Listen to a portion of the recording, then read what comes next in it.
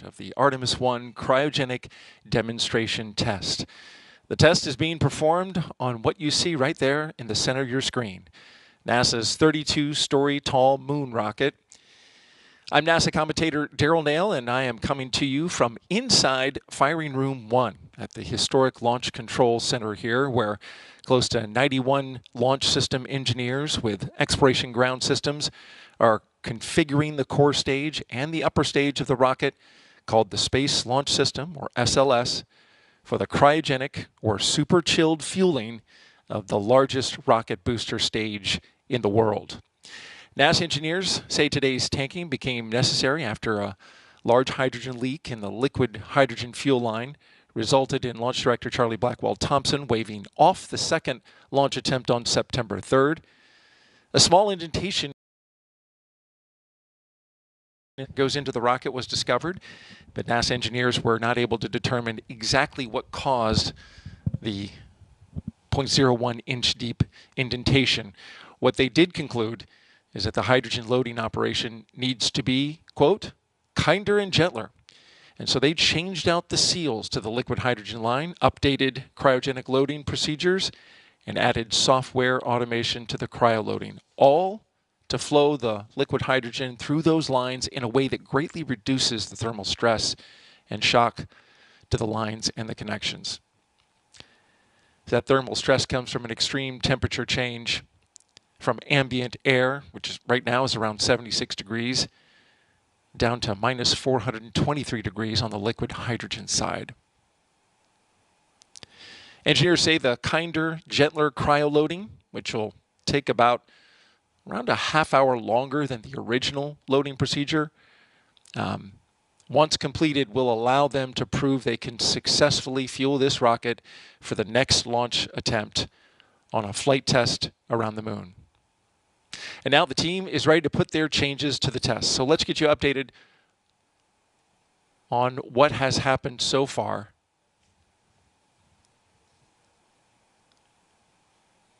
We are awaiting Artemis 1 launch director Charlie Blackwell-Thompson to give her team the go to begin cryogenic operations. The team is keeping a close eye on the weather. Just moments ago, the launch weather officer updating the launch director. We do have some showers and some storm cells off our coast to the east. You can see some of the cloud cover there. Further away, a little more than 30 miles, they were tracking a storm. But the LWO says, the launch weather officer, says it shouldn't be an impact at this time. Still, with the activity that is offshore, we've got a borderline go, no-go on the lightning constraint. We're green at the moment, to be clear. But the launch weather officer has put a chance of lightning during the next several hours, which is a constraint to begin tanking at 20%. Again, that's green.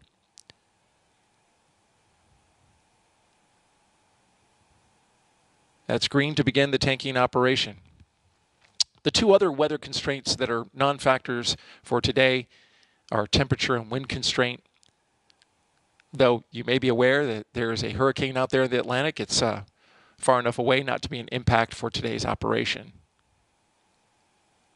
There's a 10% chance that we'll have some sustained winds above 18 knots, but not higher than 23 knots, so we're good there. And a 30% chance of precipitation. Again, rain is okay for this operation.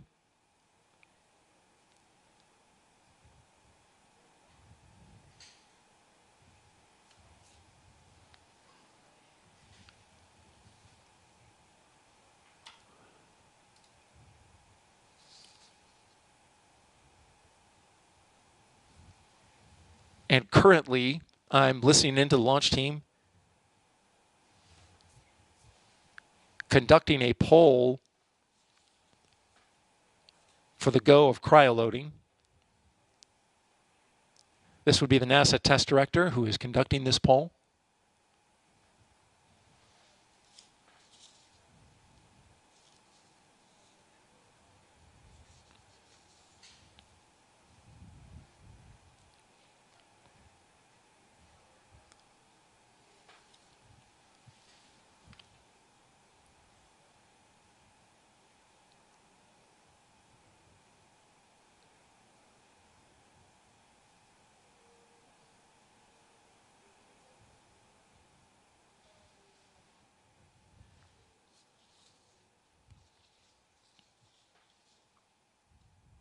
Okay, the team currently looking for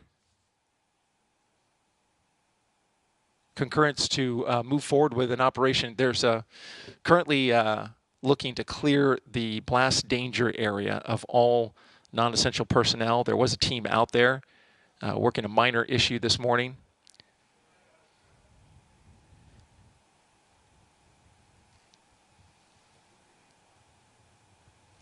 And so they're still awaiting, of course, they got to have the pad clear before cryo loading begins. Need to have all personnel out of the area. I want to talk about what we will see today. We're going to be tanking the core stage, which is the center booster on the rocket there. Both the core stage and the upper stage with liquid hydrogen and liquid oxygen. It's a very complex system and operation. The team changing up their procedures for loading the liquid hydrogen.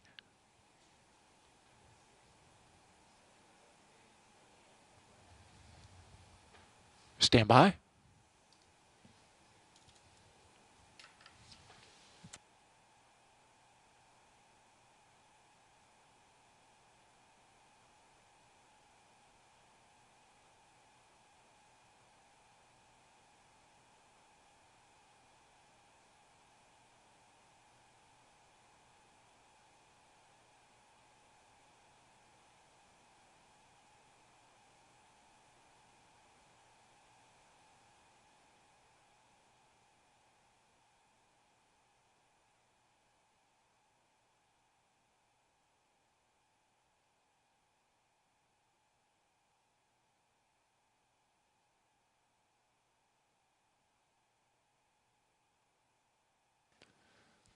Okay, and so as I was saying, the tanking of the rocket is the prime objective today.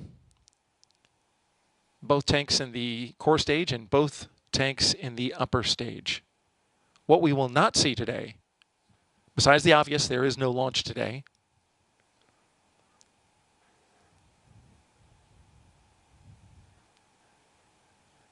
We will not be powering up the boosters today.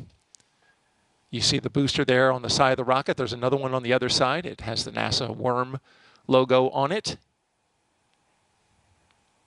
Those will not be powered on, and neither will the Orion spacecraft, which is at the very top of the rocket. So no checkouts for RF communication going back and forth with Orion, no configuring that spacecraft. The focus is on the tanking.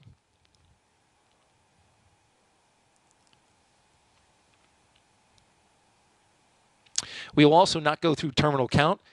That's the final 10 minutes where the rocket is configured for launch. Once the moon rocket is fully fueled, the test will be complete. And if everything goes as planned, that will be right around 3 p.m. Eastern Time. Could be a little earlier. We'll have to see how it goes. Could be later. All depends on the flow of the operation today.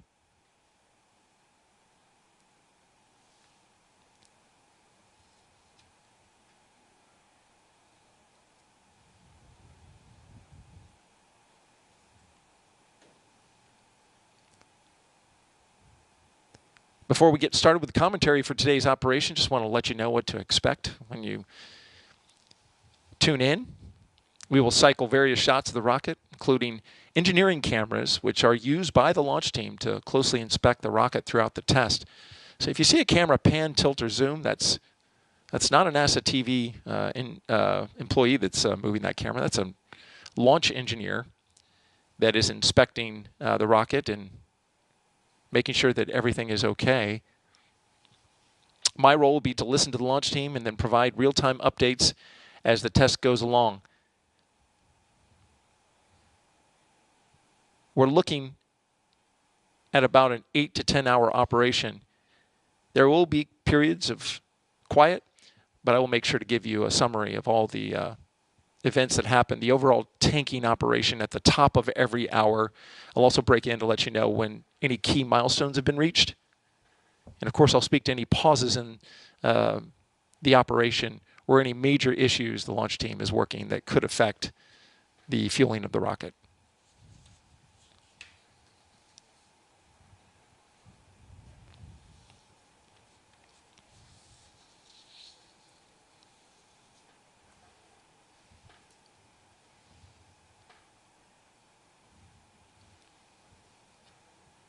So we are waiting now the go for cryoload from Launch Director Charlie Blackwell Thompson.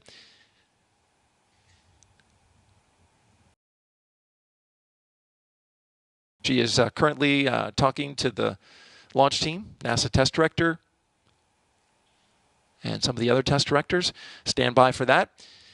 This is Artemis Launch Control.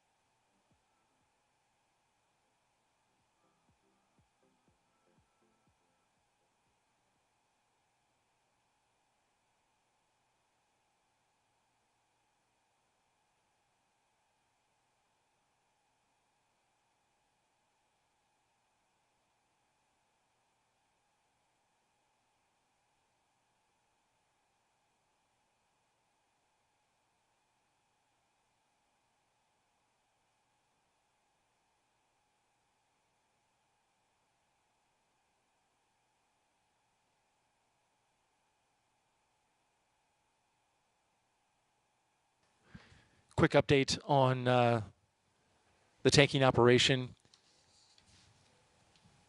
The launch team was working an issue with the mobile launcher. There was the electrical room, an issue with the pressurization inside the electrical room.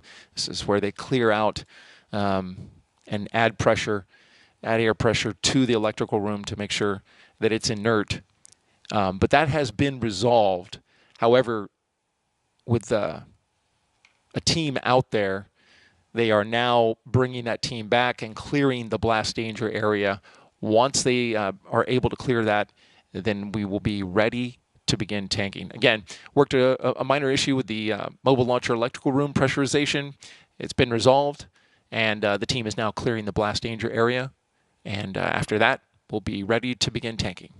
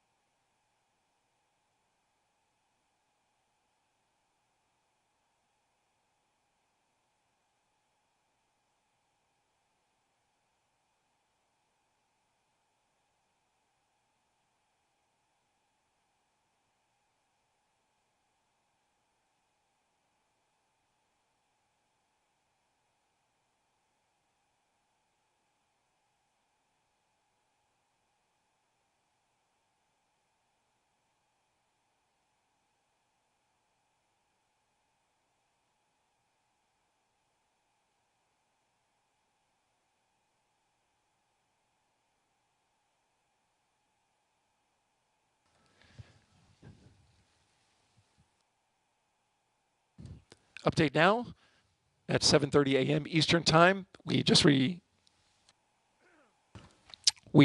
received a go from the launch director, Charlie Blackwell Thompson, to begin the cryo-loading operation for today's demonstration test. Again, launch director giving a go for cryo-load at 7:30 a.m. Eastern Time.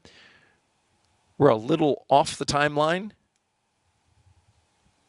due to an issue that came up at the pad that was resolved.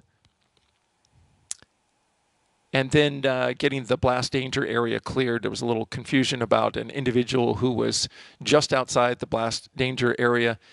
Security going out there and making contact with this individual. The launch team wants that person cleared out before they begin. Of course, the BDA, the blast danger area, is an area that is marked off around the launch pad several miles that allows the launch team to keep personnel safe.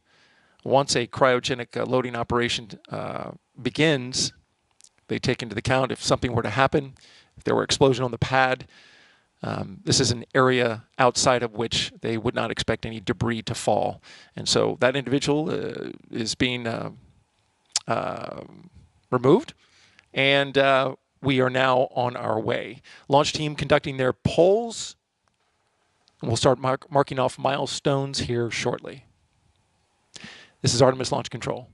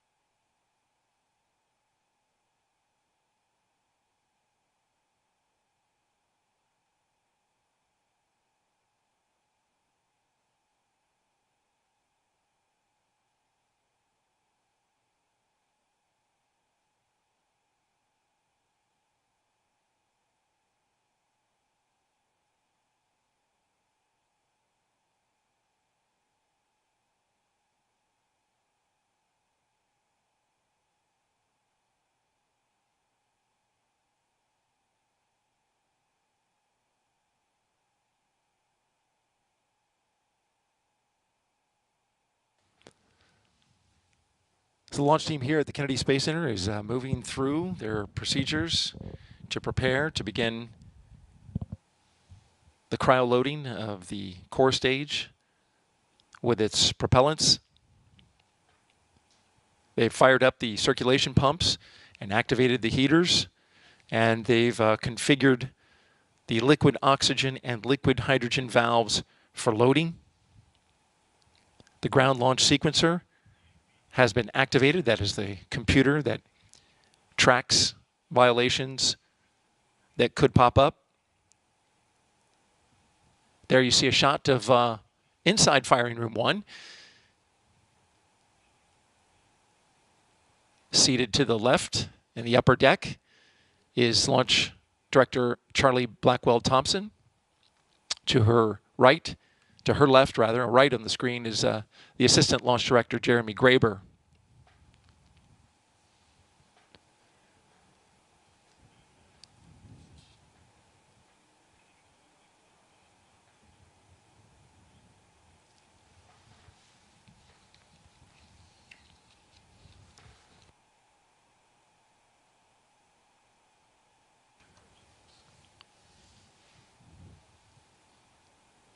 And you're looking into firing room 2, which has support personnel for today's tanking operation.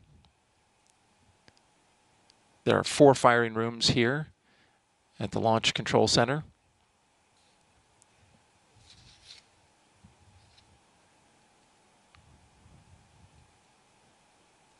So as they prepare the valves and get ready to pre-chill the system,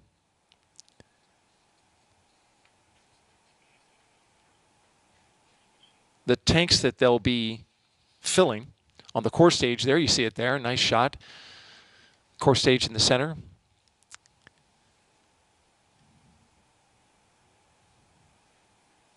Core stage with its rusty orangish color. That's from the thermal protection system. It's a foam that's sprayed on to the center stage there to insulate it. That helps keep the cryos cold. And at minus 423 degrees Fahrenheit for liquid hydrogen and minus 297 degrees Fahrenheit for liquid oxygen, that thermal protection really helps. Though once the fuel starts going in, it immediately starts to boil. Those gases will be vented off until it's filled.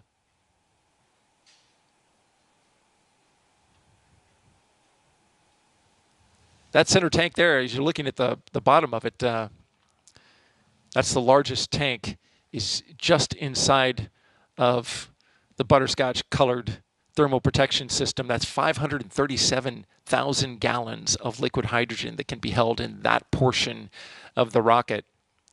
Just above that is the liquid oxygen at 196,000 gallons. Liquid oxygen far denser than liquid hydrogen, and so it takes longer to fill it up. That's going to be the long pole in the operation today, right around the order of 3 hours or so.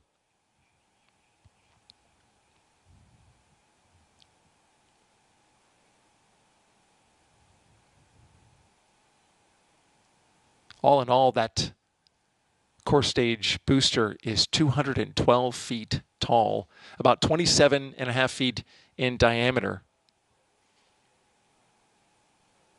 That diameter, the same as the Space Shuttle external tank.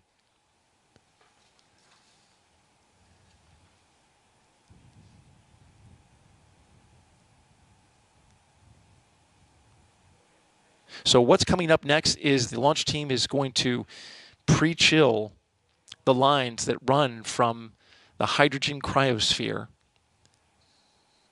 which holds 900,000 gallons, close to 900,000 gallons of liquid oxygen. I should say the liquid oxygen cryosphere holds 900,000 gallons, and the liquid hydrogen cryosphere holds 850,000 gallons, very close in terms of capacity. There is a new liquid hydrogen tank being built right now so that it can have a greater capacity. It's 1.25 million gallons, almost a 50% increase in capacity.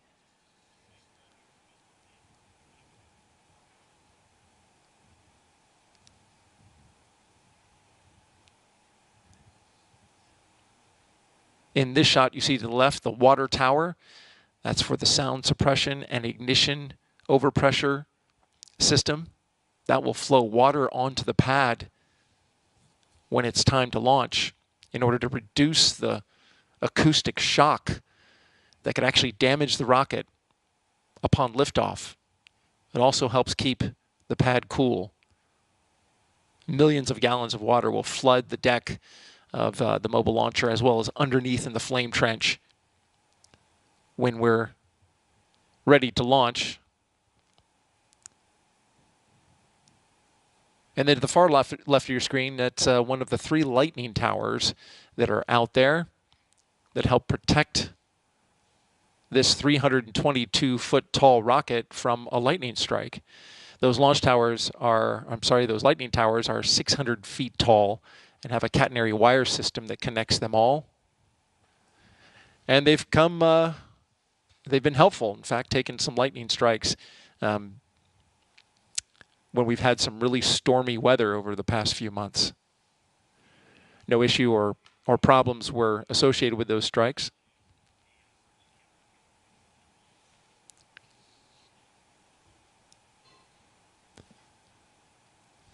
Sunrise was at 10 minutes after 7 a.m. Eastern Time. But with clouds and some storm cells off the coast, you can see there that we've got some overcast skies. Weather officer says that shouldn't be an issue for today's tanking test.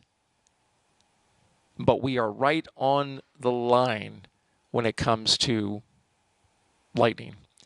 There is a 20% chance that we could have some lightning affect the operation. They can't have lightning once they start the flow of cryogenic propellants into the rocket. So we're eyeing some storms off to the east, just off our coast here. So far, though, so good. We are green on weather at the moment, but keeping some eye on some activity offshore. This is Artemis Launch Control.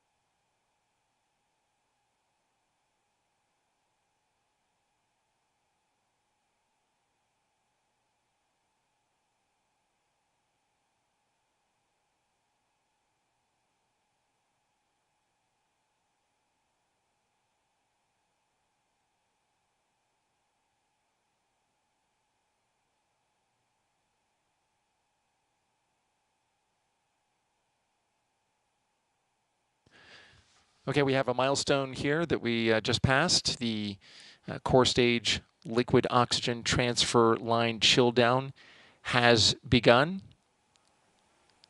This is roughly a 15-minute operation. This will chill down the lines that run from the cryosphere,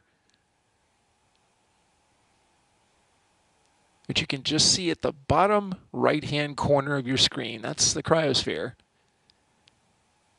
And it will run the propellant, pre-chill the propellant. They'll run a little bit of propellant inside the lines. They'll back it off, but the gas that will then flash off from that propellant then helps to cool and chill the lines down as they prepare it for the super chilled liquid oxygen to come through there. This is all for thermal conditioning, reducing the shock to the system as they get ready to flow end to end from the cryosphere into the rocket.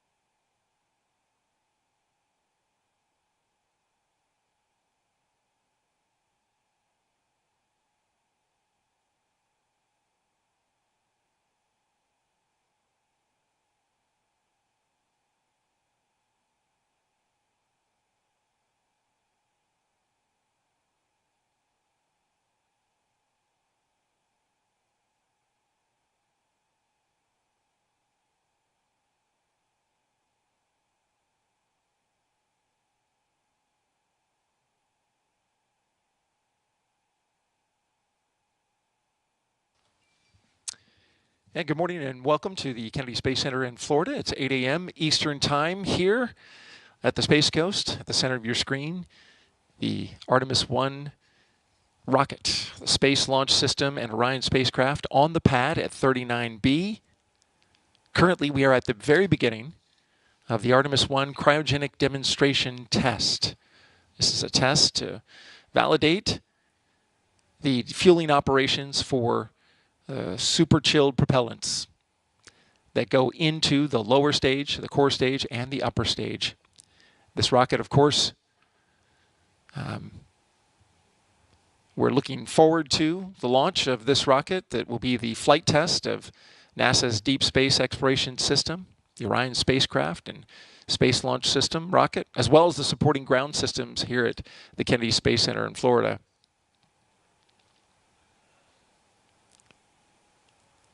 The tanking test, currently we are in transfer line chill down. These are the lines that run from the cryospheres that hold close to 900,000 gallons of propellant. They are pre-chilling the lines that run from there to the rocket. We're going to begin with the core stage. This is the lower part of the rocket. We're going to tank the liquid hydrogen and the liquid oxygen. We start with liquid oxygen and then move to liquid hydrogen. If you've been following the operation, there have been some challenges with the liquid hydrogen. We had a leak during the last launch attempt. That's been remedied and fixed. And now the team is testing that out, as well as a new loading procedure that's different from the first attempts, more similar to the green run at Stennis, where the launch teams tested the core stage and fired the engines.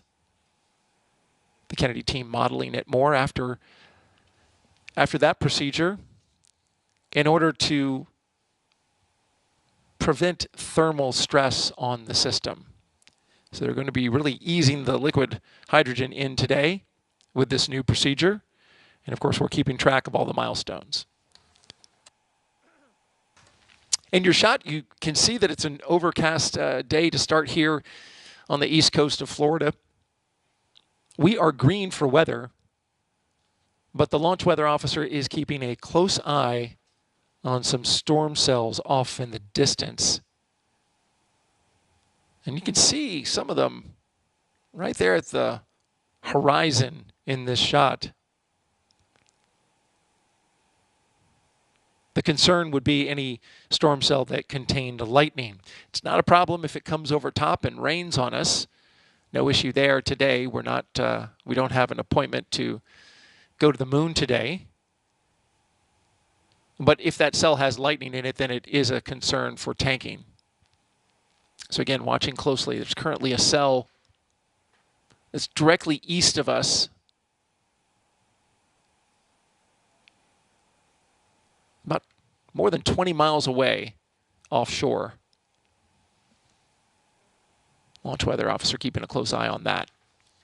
We got started today at 7:30 a.m. with the launch director giving the go for a cryo load.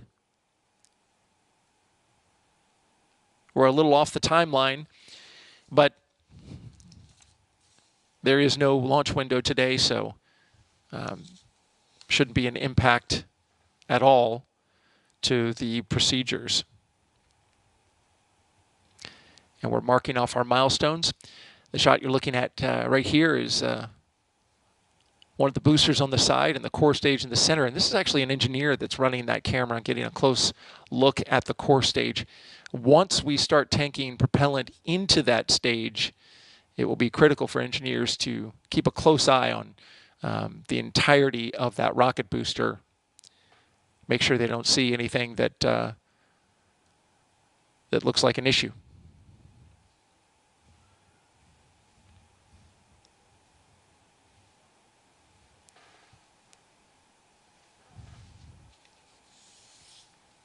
This is the rocket that's sending us back to the moon for the benefit of all humanity. Scientific discovery, economic benefits, and inspiration, all for a new generation of explorers, the Artemis generation. If you'd like to know more about the Artemis 1, our website is Artemis to learn more. This is Artemis Launch Control.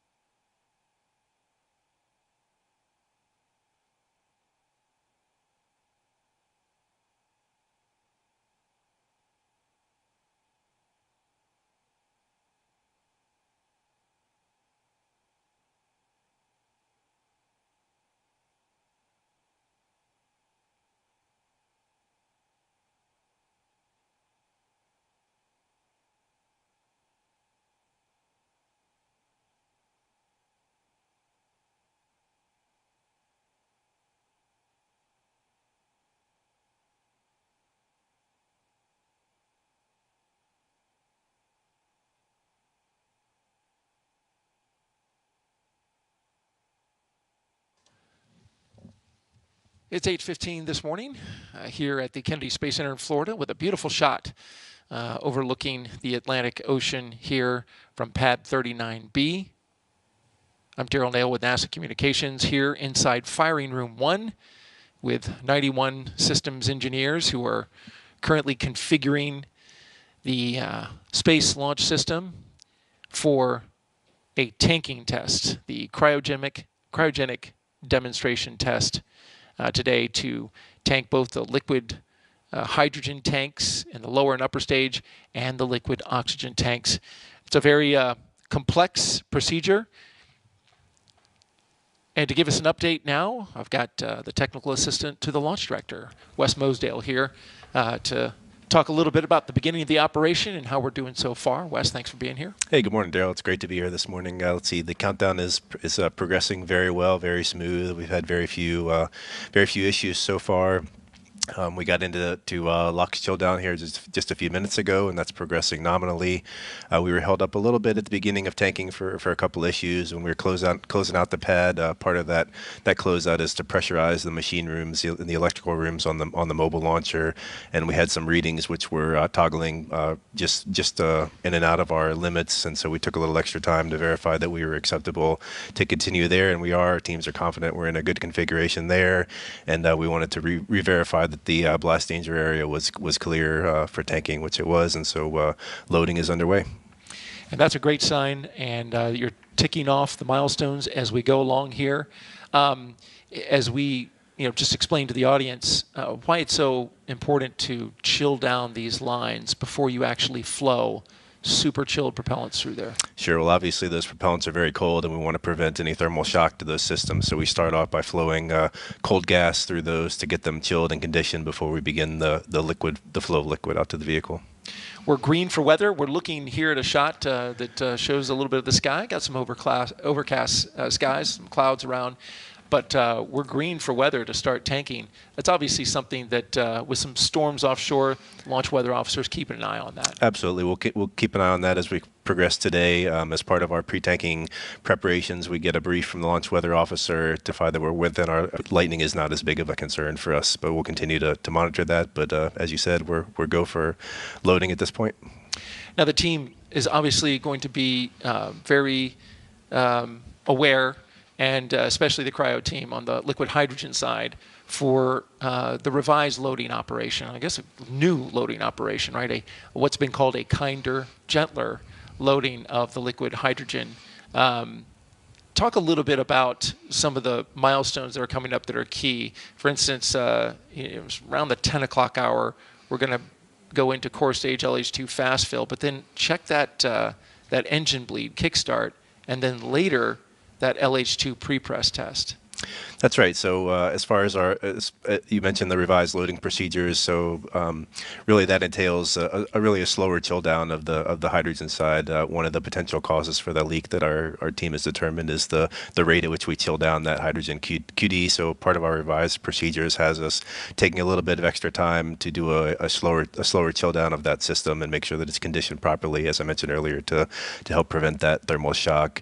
And once we do get into fast fill, we will go into the engine bleed kickstart, which involves pressurizing closing the vent valve on the hydrogen tank and building up a little pressure in the tank to help force that hydrogen through the engines and get that bleed going. And then we open back up that vent valve and go into that bleed process there. Yeah, and then the pre-press test comes a little bit later, somewhere around 1 o'clock Eastern time. That will be another big moment for the hydrogen team. That's right. That's when we'll really get the true verification that our 4-inch QD is good. We'll pressurize the tank up to flight level, verify that we can maintain that pre-pressurization configuration, and do our high flow bleed check, which will be really the final verification that our cryo system, the hydrogen system, is in the right configuration to proceed with terminal count for our launch attempt. Very good. The team, of course, started this operation a couple days ago with a call to stations, but today it's the cryogenic portion, which is the big focus of this entire operation. Seems like what's your feel and the mood of the team this morning?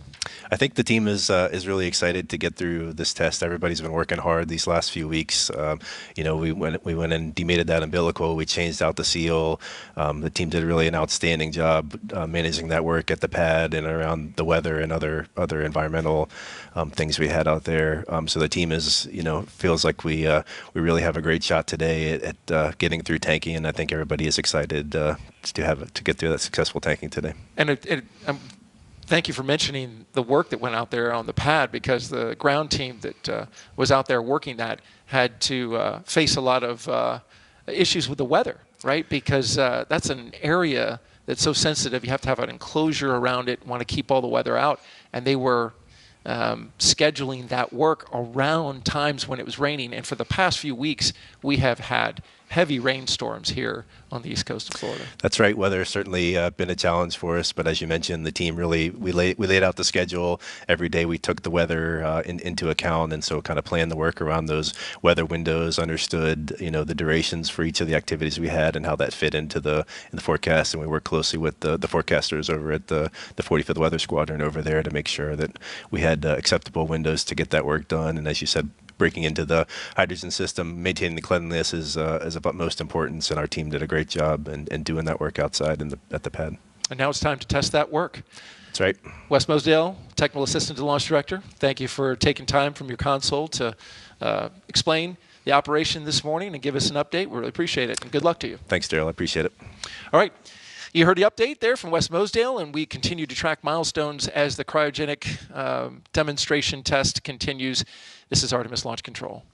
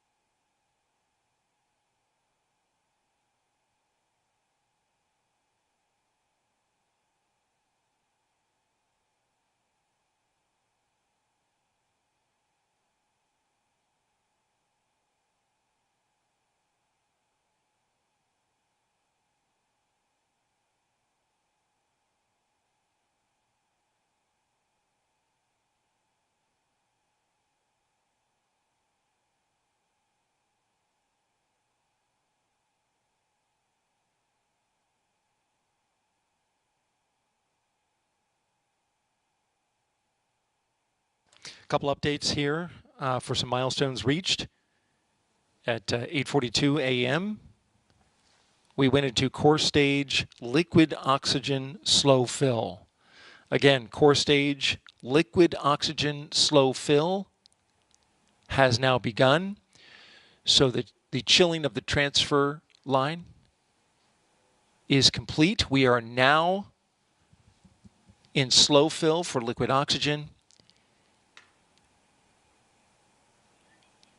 And on the liquid hydrogen side, we just got the go to proceed with propellant load for liquid hydrogen. Just got the go to proceed with the loading of liquid hydrogen propellant into the core stage. So again, liquid oxygen now in slow fill. Liquid hydrogen has the go to proceed. They are now going to begin chilling down the transfer lines. This is Artemis Launch Control.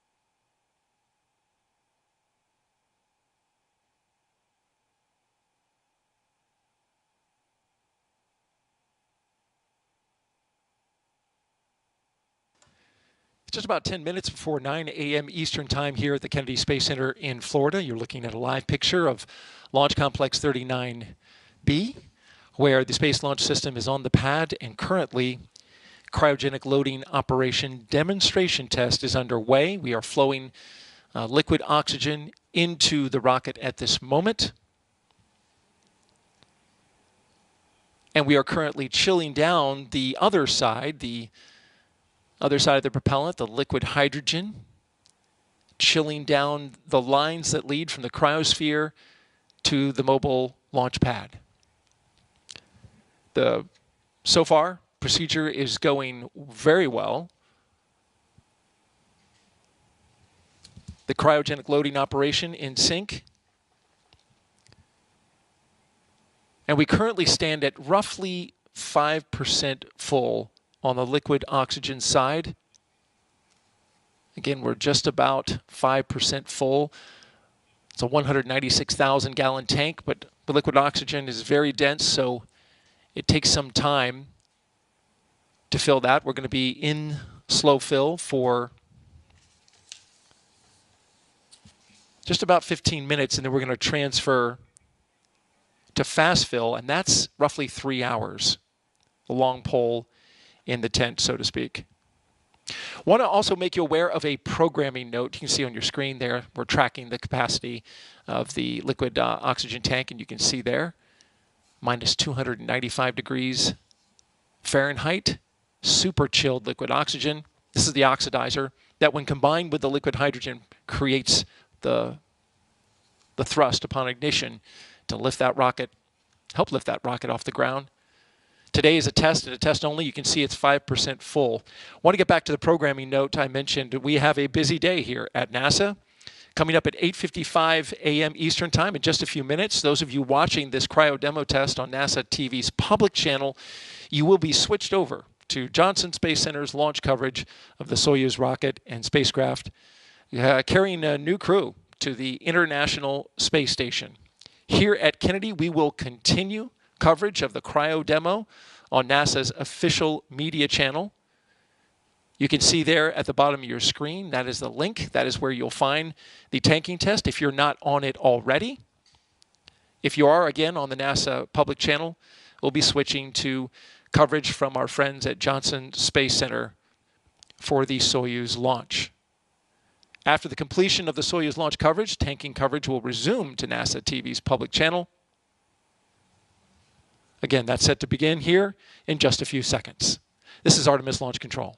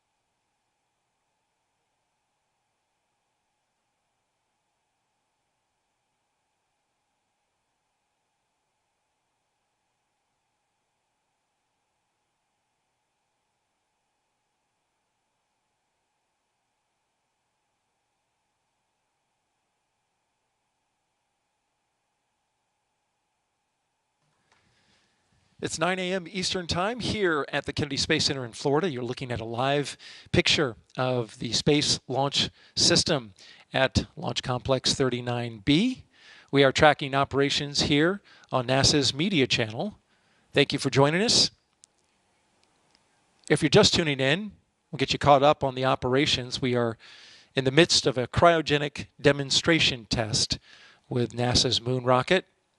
As we look up at the rocket skyward, some light clouds overhead. Weather has been cooperating with the start of tanking today. We are underway with liquid oxygen tanking. Just hit 5% full on the 196,000 gallon tank in the liquid oxygen side, which is in the upper portion of that rocket, as you're looking there. The liquid hydrogen, they are preparing the transfer lines, which run from the 900,000 gallon cryosphere, liquid hydrogen cryosphere, to the mobile launcher and into the rocket. They're pre-chilling those lines down to prevent thermal shock. The liquid hydrogen combined with the liquid oxygen, the oxidizer, create a very powerful thrust that helps put 2 million pounds of thrust right through those RS-25 engines that you see at the bottom right there in the center of your screen. On either side are the boosters, 5-segment solid rocket boosters. Together they put down 6 million pounds of thrust, altogether 8.8. And that gives the lift necessary to put a spacecraft in orbit around the moon. We are checking a new procedure today in loading the liquid hydrogen after scrubbing the last launch attempt on September 3rd due to a hydrogen leak. The seal where the leak happened has been repaired. It was on the propellant line that feeds super chilled liquid hydrogen into the rocket. It is just on the other side of this shot here.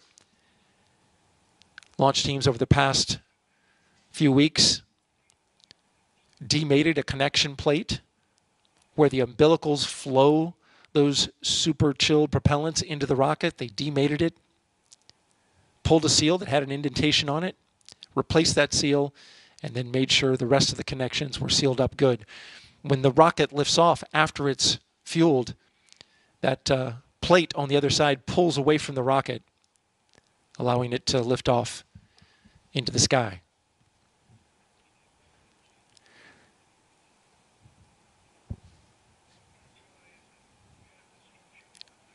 Coming up, we're getting ready to start flowing that liquid hydrogen into the tank. They're pre-chilling the lines that run to the mobile launcher.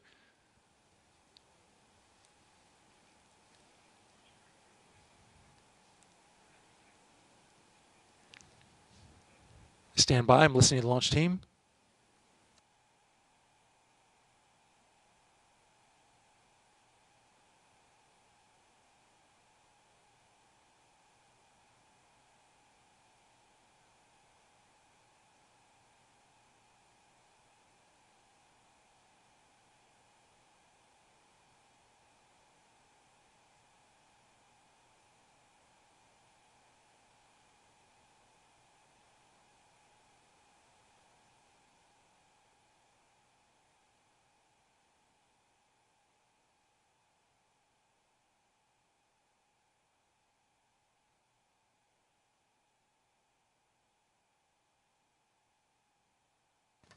Everything proceeding nominally at this point.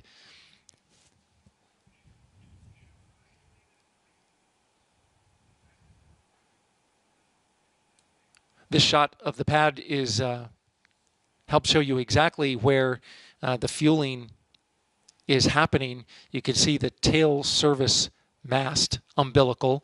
It's at the lower part of the mobile launcher. So if you're looking at the rocket, go down to the bottom of the booster, and just to the left, you see those gray protrusions from the deck. That's the tail service mast umbilical. Flowing through there are the umbilical lines that connect in the rocket. That's where the propellant is flowing currently for the liquid oxygen side. Just to the left of that, off the mobile launcher, is the flame trench. On launch day, when this rocket launches, that's where all of the exhaust from the two solid rocket boosters and the core stage will be directed out and away from the rocket and the pad, helping to protect it from the searing heat of liftoff. We're continuing to track milestones and keep you updated on the latest as it happens. The primary goal of Artemis 1 is to thoroughly test the integrated systems before crewed missions by launching Orion atop the SLS rocket, operating the spacecraft in a deep space environment, and testing Orion's heat shield.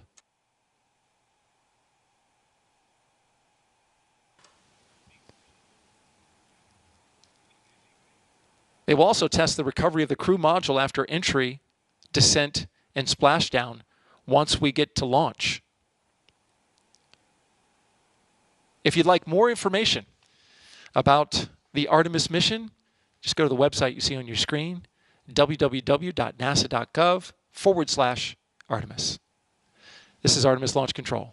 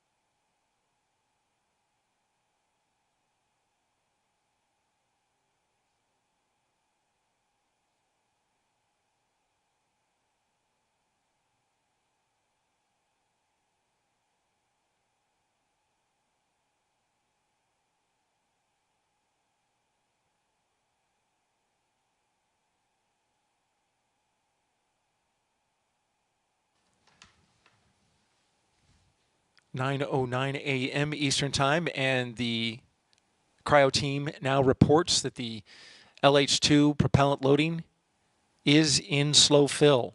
Again, the liquid hydrogen propellant loading is in slow fill at 9:09 a.m. Eastern Time. That, along with the liquid oxygen, now we have both propellants flowing into the rocket.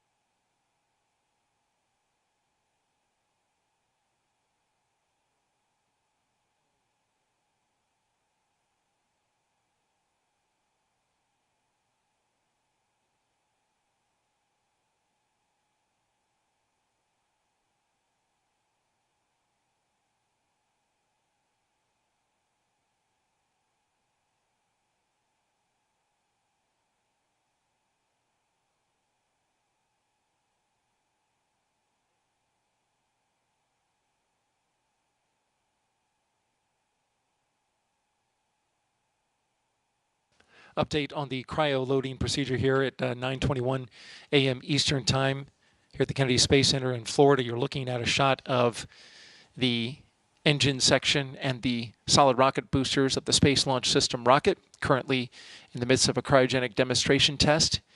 You can see the vapor coming up there, just water vapor condensing from the venting of liquid oxygen, which is flowing into the rocket. It is the oxidizer that provides the oxidation of the liquid hydrogen that provides thrust through those 4 RS-25 engines that you see at the bottom. We're currently at 15% filled on the liquid oxygen side. And we are also flowing liquid hydrogen. From this shot here, you can see the lines that go into the bottom of the rocket from the gray protrusion called the tail service mast umbilical. That is where the propellant is flowing into the rocket. Both sides are now flowing. We are about 15 minutes into slow fill for liquid hydrogen. And this is a part that the launch team has been looking forward to seeing. There was a leak that was repaired in the fill line that is currently flowing propellant at this time. They've got a mild pressure on the storage tank, which allows the liquid hydrogen to flow into the rocket. And they do it with just the pressure of the propellant evaporating into a gas. There are no pumps on the liquid hydrogen side, unlike on the oxygen side. The procedure they're doing today is a kinder and gentler procedure where they are stopping and checking before proceeding to the next milestone in the tanking of the liquid hydrogen. They are taking a moment just to look and check it and make sure that the temperatures are being carefully dropped to cryogenic temperatures. There's a great shot right there of the tail service mast.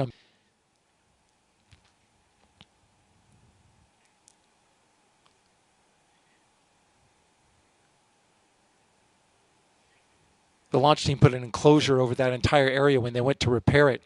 We have a graphic which is updating us on the progress of tanking.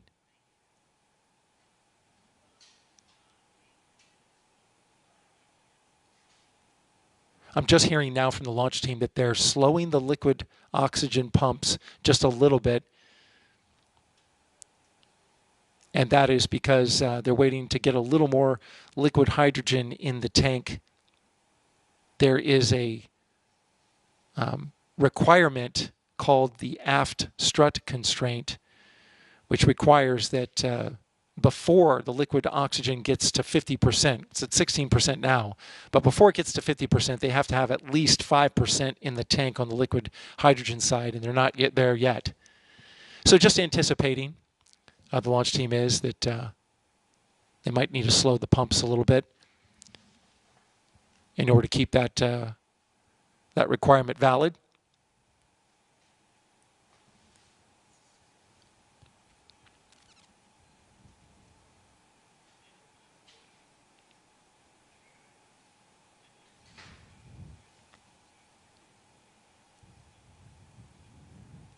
Again, going back to the repair of the 8-inch fill line on the liquid hydrogen side. So that's where the repair happened in the area between the rocket and the tail service mast. They enclosed that area completely from the environment and made repairs to a defective seal that they pulled out of the fill line. And in between rain showers that happened over the past few weeks, they managed to complete that repair with the rocket on the pad. Something that they would like to do in the VAB, but in order to preserve a possible launch period here in the next week or so, provided that the launch team get a waiver from the Space Force for the flight termination system batteries. They did all these repairs on the pad. And so I'm monitoring now as the team is fueling the liquid hydrogen because this was a point of emphasis and focus with the new loading procedure. We started loading liquid hydrogen at 9:09 a.m., so we are just about 17 minutes into that operation. It lasts about an hour. After that, we will have liquid hydrogen in fast fill.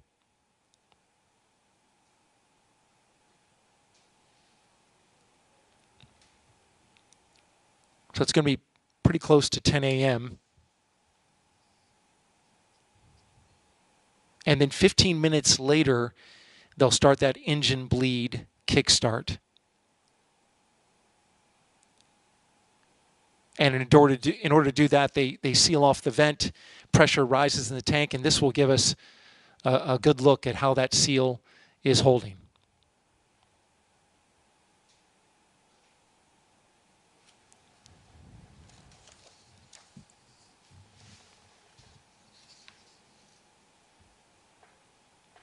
Once this test is completed, the SLS rocket will launch an uncrewed Orion spacecraft from right here at Launch Complex 39B.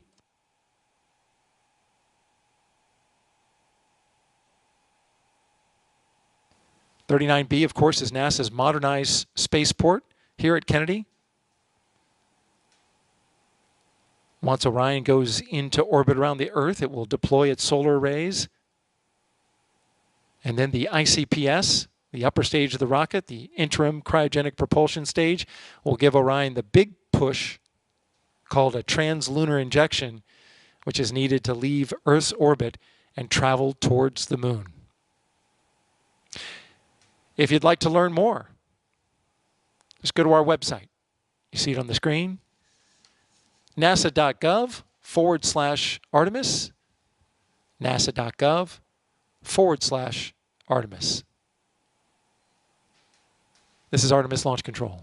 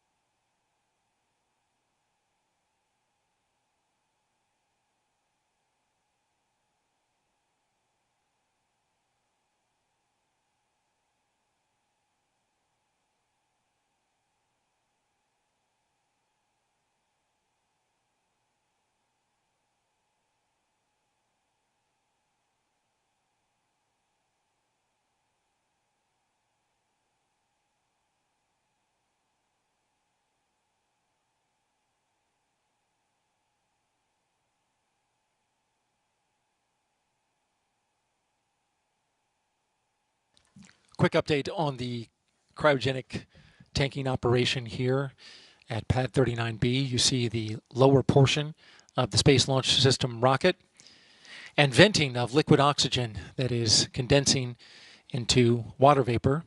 A little bit of a cloud coming up there, all part of normal operations. We are currently 32% filled on the liquid oxygen tank inside the core stage. And we are currently still getting the sensors covered on the liquid hydrogen side. There was a brief pause as we've been in slow fill for a period of time. Liquid hydrogen slow fill started at 9:09 a.m. So we've been going for 45 minutes now with slow fill, but this is part of the new operation where they're taking it very slow with the liquid hydrogen, allowing the lines to get very slowly chilled, and then slow fill has gone a little slower than usual into the tank.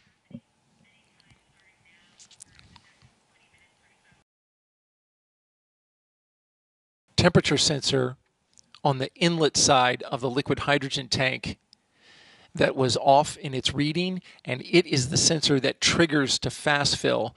So the team identified that. They are going to use a backup sensor or another sensor rather, to verify that they're at the right temperature and that they can go ahead and continue with fast fill. Again, that temperature sensor was a trigger for fast fill, so fast fill was held off a little bit for the liquid hydrogen side until they were able to troubleshoot the temperature sensor on the inlet of the bottom of the rocket.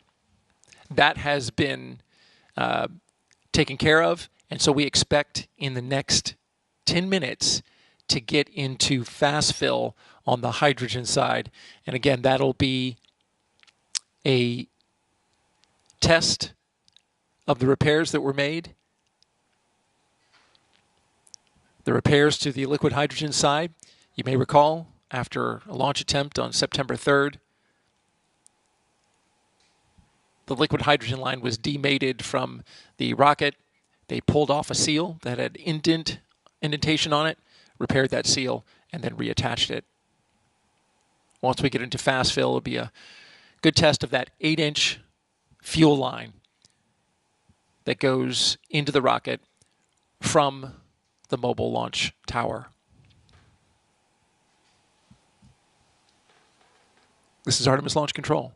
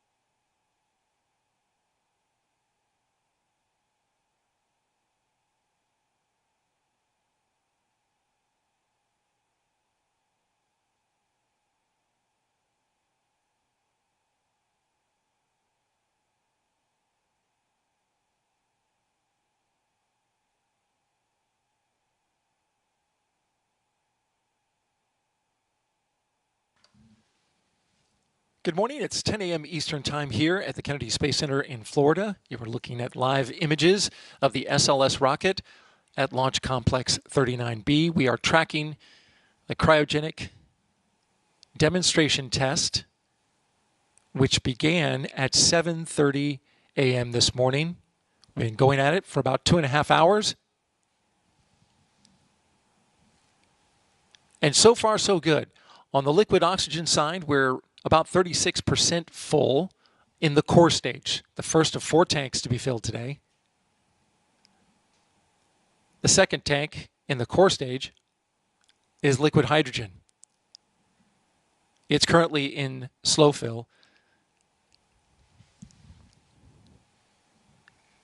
Standby launch team is discussing a matter with the NASA test director. Standby.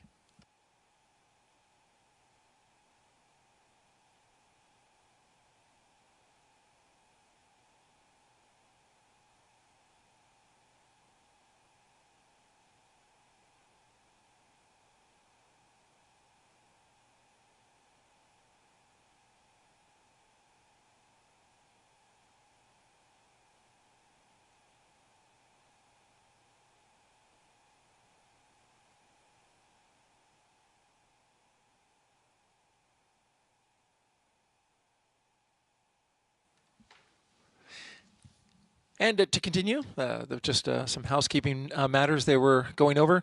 You're looking now at a shot right up against the umbilical, the tail service mast umbilical, which is the area that was repaired after the launch attempt on September 3rd. Standby.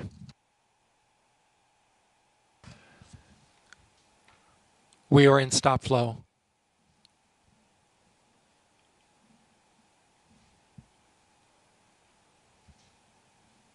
We are in stop flow on the liquid hydrogen side. Stand by for more information.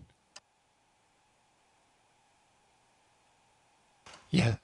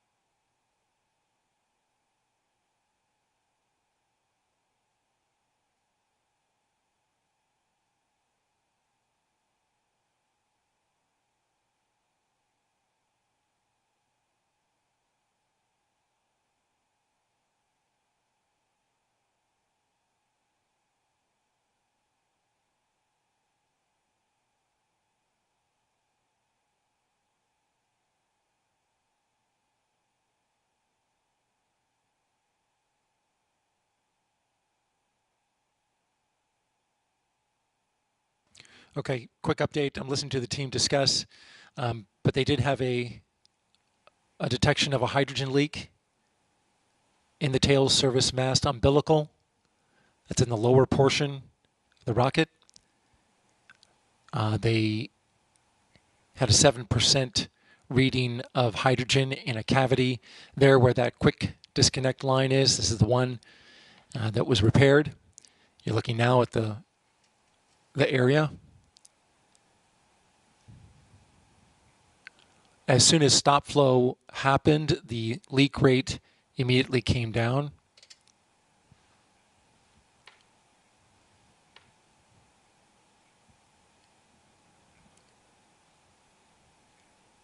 The launch team is discussing possibly doing their warm-up procedure, but we'll have to see where they go. Evaluating and discussing, we'll keep you updated.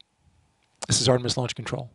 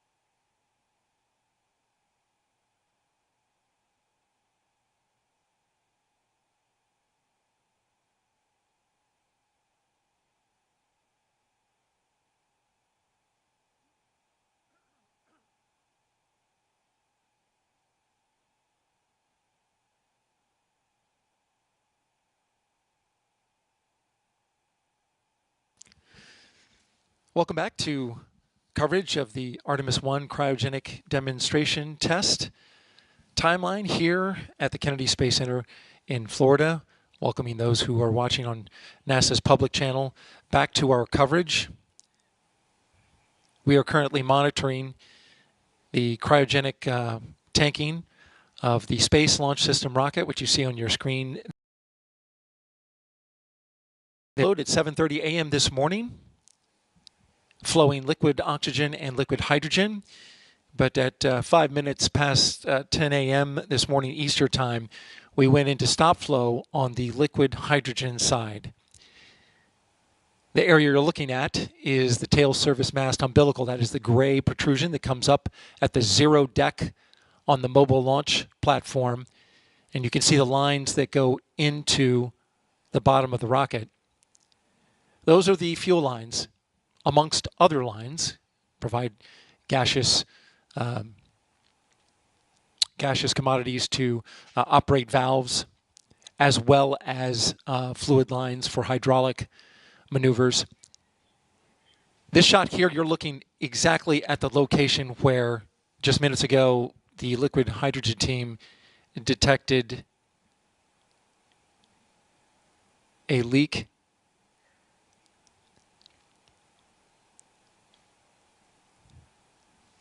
Stand by.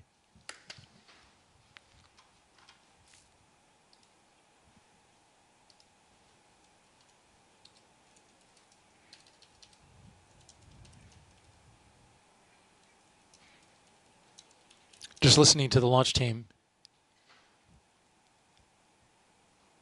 LHY, the liquid hydrogen team, reporting to the NASA test director that the leak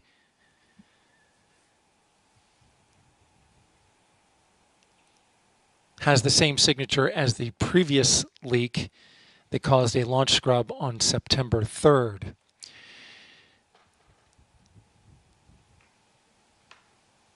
The percentage hydrogen that was detected was 7%, according to the hydrogen team.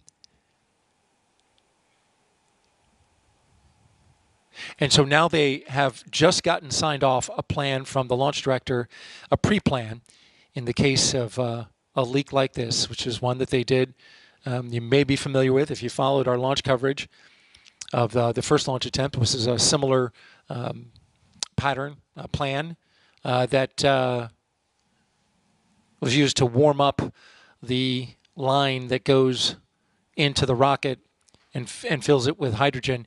You're looking inside now at the firing room 1. And in the center of that room is the cryogenic propulsion team, and they are the ones that are working this current plan. They're going to let the line warm up. They've allowed it to stop flow. They're going to allow it to warm up a little bit, and then in the hopes that when they start flow again, it will reseat the connection in hopes of curing the leak. If we could take a look at that that area in the lower portion of the rocket where they are working that. There's an 8-inch fill line. This is the fuel line that provides the liquid hydrogen into the bottom of the rocket. It goes from the tail service mast umbilical on the left into the rocket on the right. And at that point where they connect, that is the umbilical disconnect point. Once the rocket lifts off the pad, the fuel lines must disconnect at that moment. Once the boosters light, that is when the umbilicals disconnect.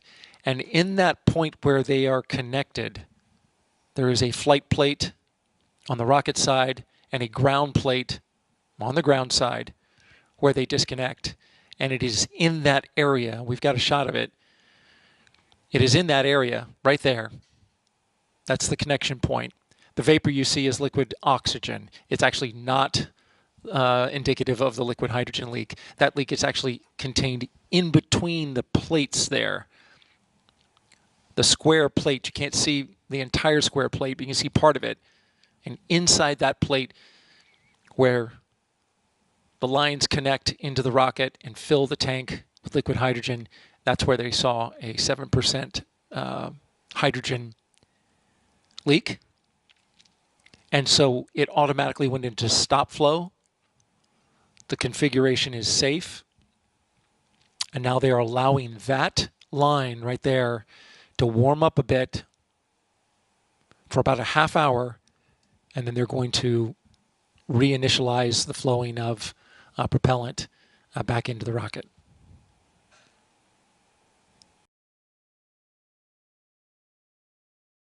Again, launch director Charlie Blackwell Thompson signed off on the plan to warm up the line. We're currently in stop flow on liquid hydrogen, and they are slowing the fill on the liquid oxygen side, which is currently at around 45% filled.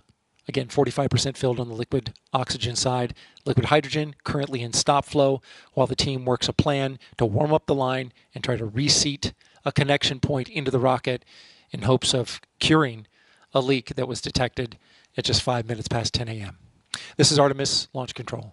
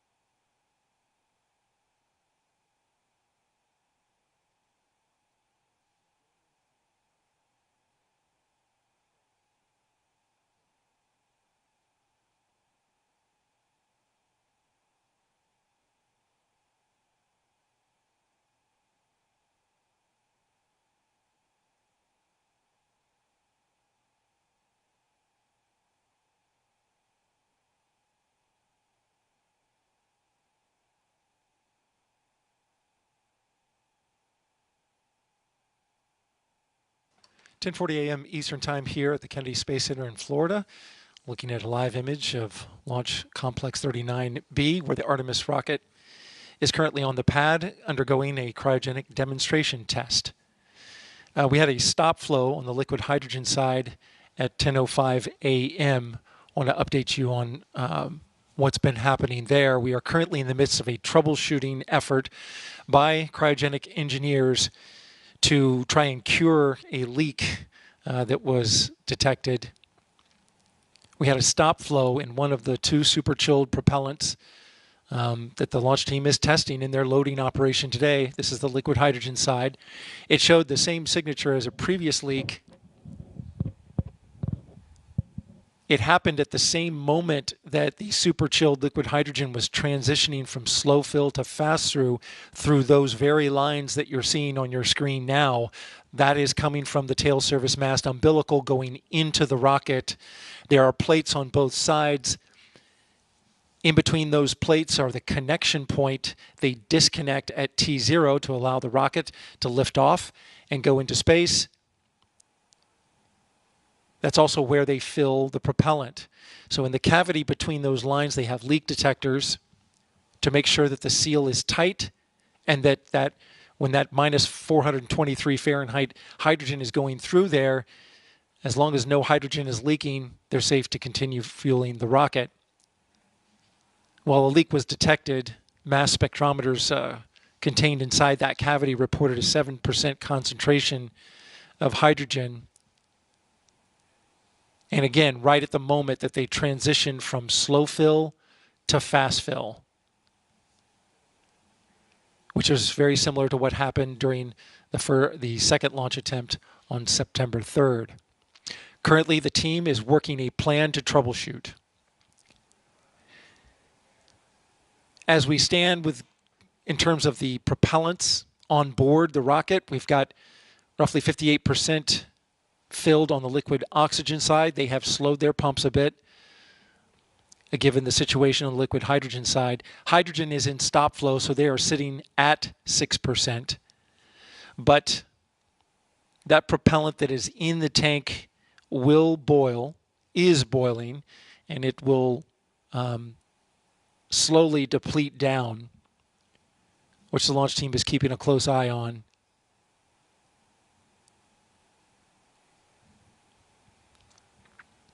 The troubleshooting plan is to allow that line that goes into the rocket to warm up. They've purged the line with helium. This allows the quick disconnect, as it's called, that connects into that plate there to warm up. They warm it up for about a half hour, and then they're going to resume flow back in to the core stage. We're inside firing room 1 here at the Kennedy Space Center Launch Control Center, where engineers are currently carrying out their pre-plan.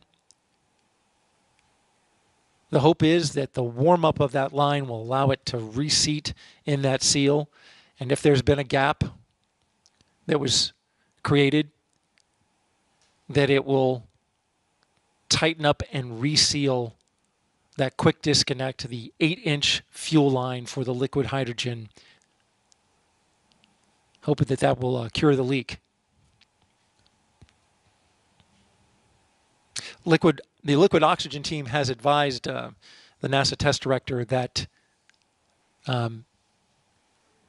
if the liquid hydrogen goes below 2%, they will need to stop flow so that they don't violate what's called an aft strut constraint. The aft strut is what connects the two solid rocket boosters there on the side to the core stage. As the core stage is filled with super chilled propellants, it moves, the metal shrinks ever so slightly, but enough to put proportion to each other.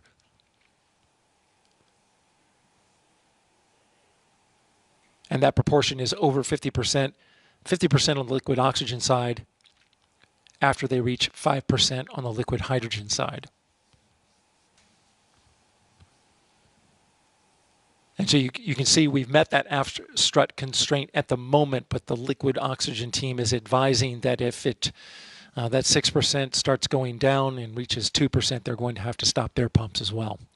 Again, troubleshooting for the liquid hydrogen line after a leak was detected just about 40 minutes ago. They're warming up the line.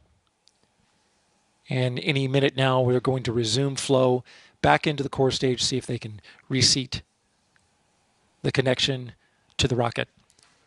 This is Artemis Launch Control.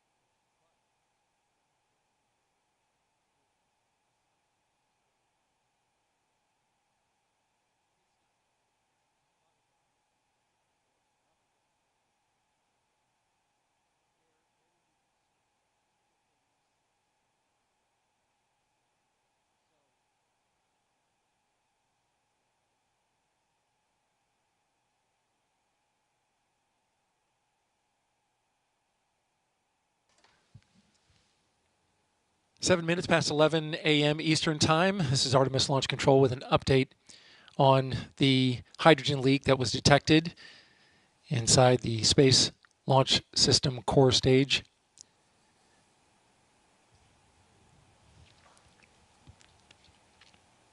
The team recommended and the launch director approved a troubleshooting plan to try and seal a leak on the liquid hydrogen side. It's located, and you're looking at your screen there. You have the tail service mast umbilical, the large gray structure coming up from the zero deck of the mobile launcher, and then to the right of it, the rocket. And those lines that go between them contain in them the liquid hydrogen.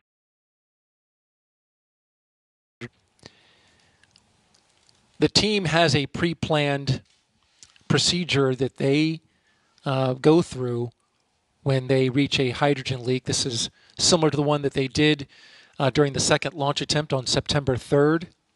They have allowed the line to warm up.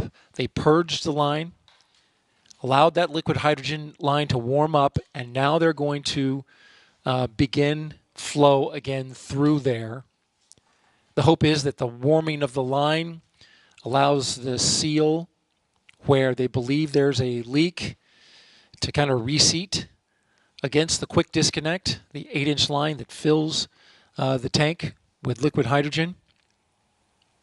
But there's a slight change to this plan that they just got approval from the launch director. A slight change to this plan. It's different from previous plans during the second launch attempt, and that is that they're going to drop the pressure on the storage tank to less than 5% PSI. They're going to drop that. That is very low pressure for this operation. And then as they recover flow into the tank, into the cryosphere, they're going to very slowly and as kind and as gentle as they can step up the pressure for the fill of the hydrogen. So a little bit of different approach here to the warm-up and recover fill that they've done previously.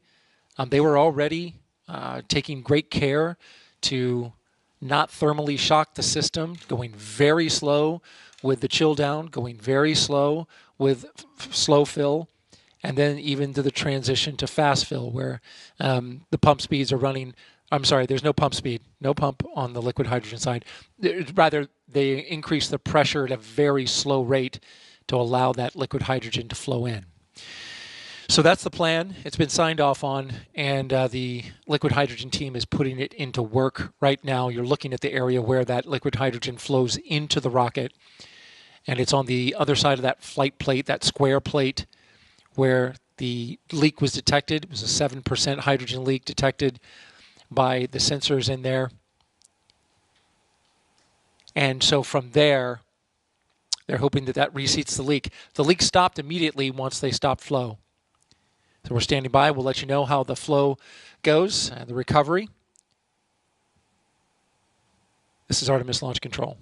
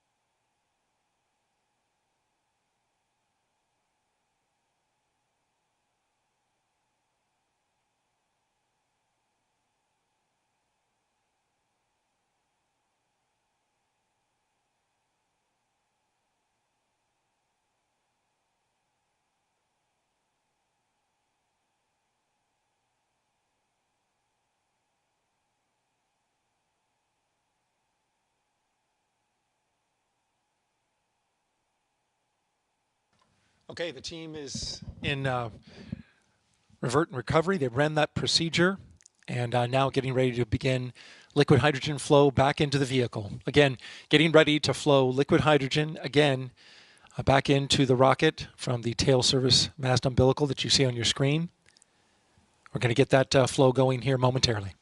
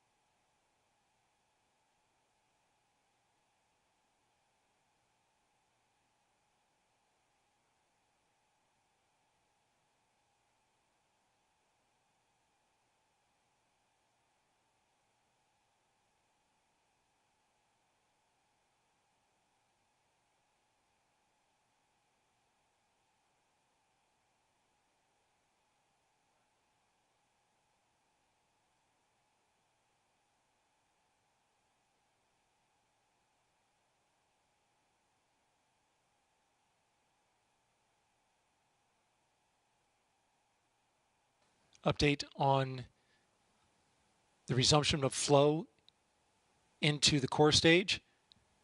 We are now in LH2 fast fill. We are currently now in LH2 fast fill.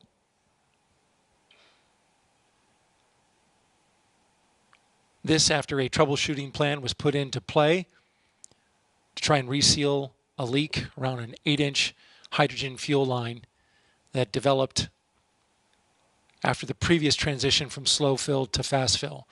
So again, currently we are now in fast fill on the hydrogen line.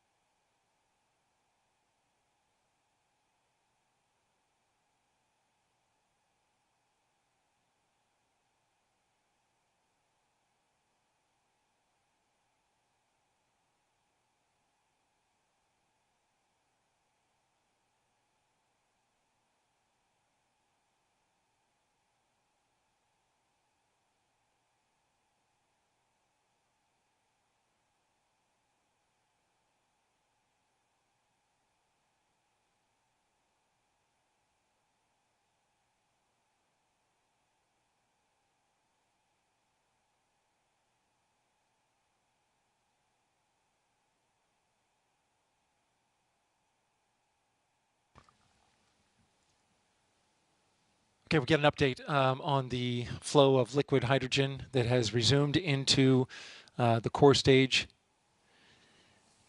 after we had a stop flow with a leak. It has resumed in. We are currently at roughly 14% filled on the liquid hydrogen side after getting back into LH2 fill.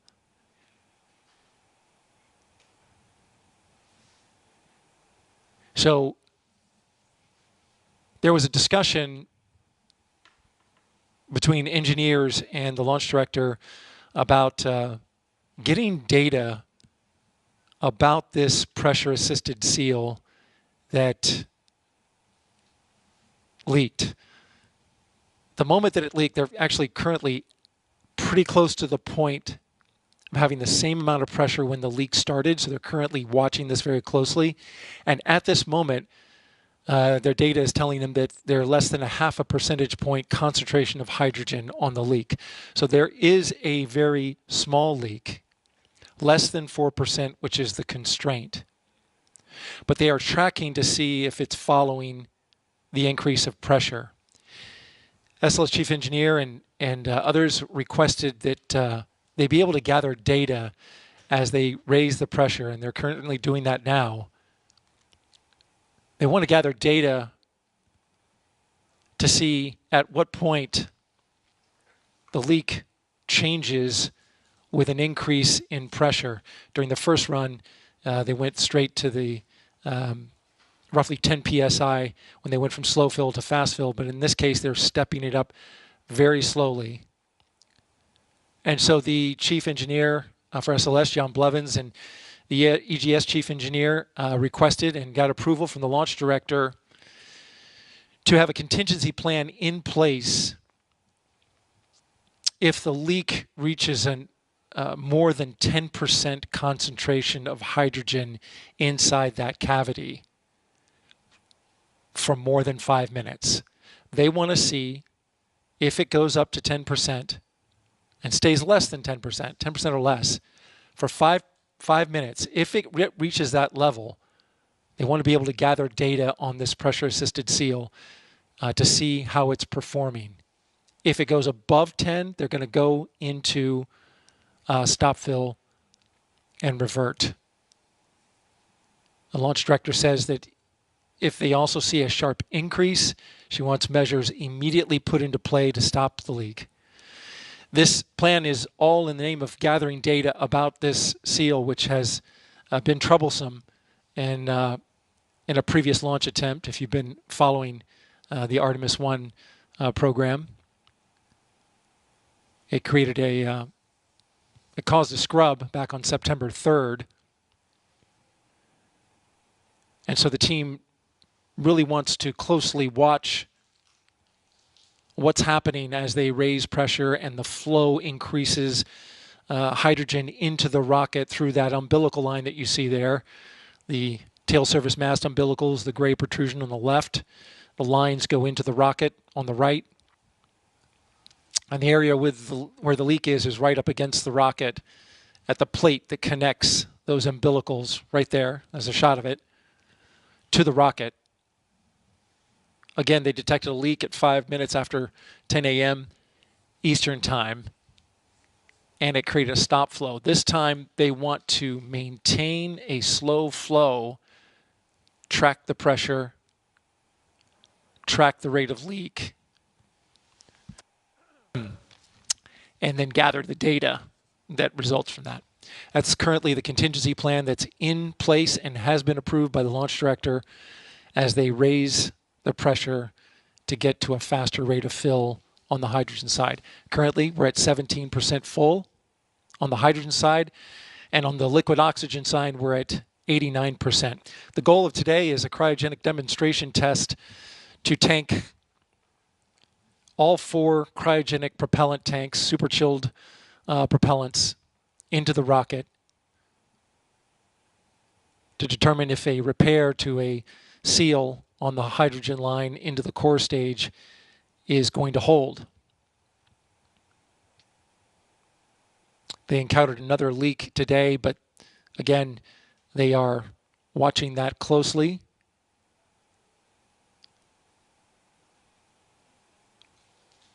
as they are slowly raising the pressure, which results in more propellant going into the tank at a faster rate. Stand by for more updates. This is Artemis Launch Control.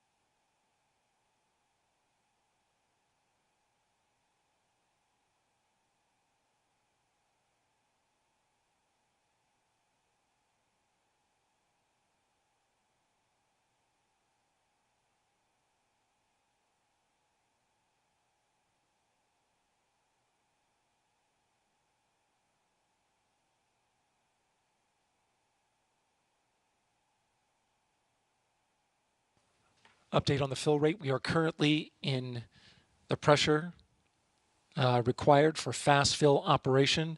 On the liquid hydrogen side, we've currently reached that pressure. And still showing around half a percentage point concentration of hydrogen inside the can where the leak is.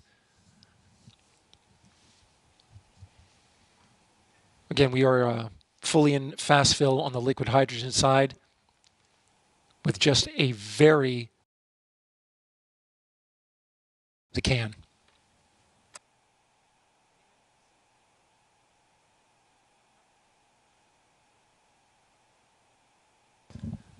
Correction, not in the can, within the side, the QD cavity where the connection point is, right up against the rocket.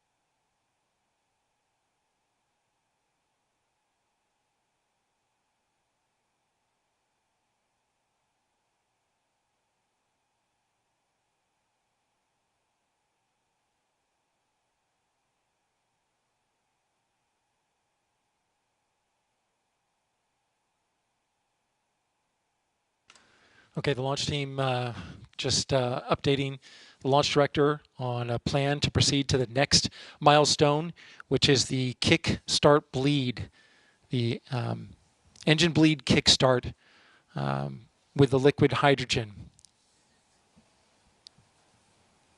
So in order to do this, there are several lines that pull the liquid hydrogen back out of the rocket after it has run through the engines.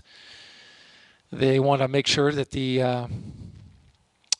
can get this bleed started and going. This is part of conditioning, thermally conditioning the RS-25 engines at the bottom of the rocket, the 4 RS-25s made by Aerojet Rocketdyne on the core stage, which is built by Boeing. There they are, the 4 RS-25 engines. So the kickstart bleed was a major milestone that they wanted to get to in this particular cryogenic demonstration test. So they're going to pre-chill a 4-inch and a 6-inch bleed line that comes off of these engines and then vents that or bleeds that liquid hydrogen out of those engines. They need to condition the engines to get them ready to start, and this is a test of that, the initial part of that bleed. It's a pressurized bleed to get it going.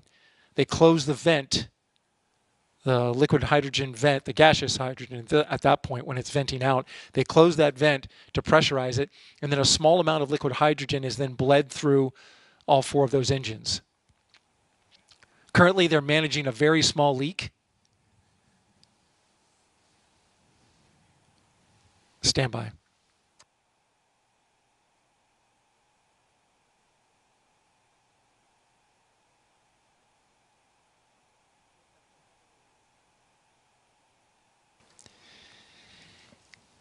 And so currently, we're at 35% full on the liquid hydrogen side,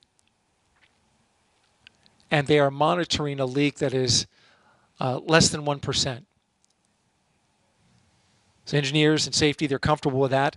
The margin, the area of concern is when it goes over 4%. However, in order to collect data about this seal, engineers have sought and got approved a contingency procedure to allow the leak percentage to go up to 10% for no more than 5 minutes, after which they would go into stop flow and secure the vehicle and stop proceeding with hydrogen flow into the tank. Again, that's to collect data.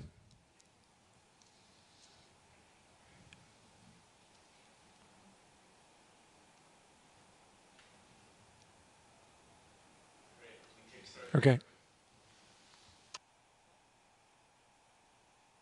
Okay, and I've just heard that the bleed kickstart has now begun. Again, the kickstart bleed, running liquid hydrogen now back through the engines and then off the rocket, has begun.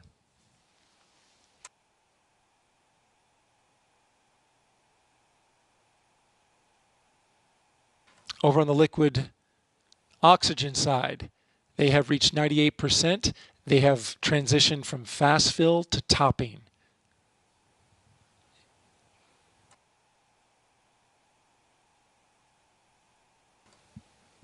So they are 99%.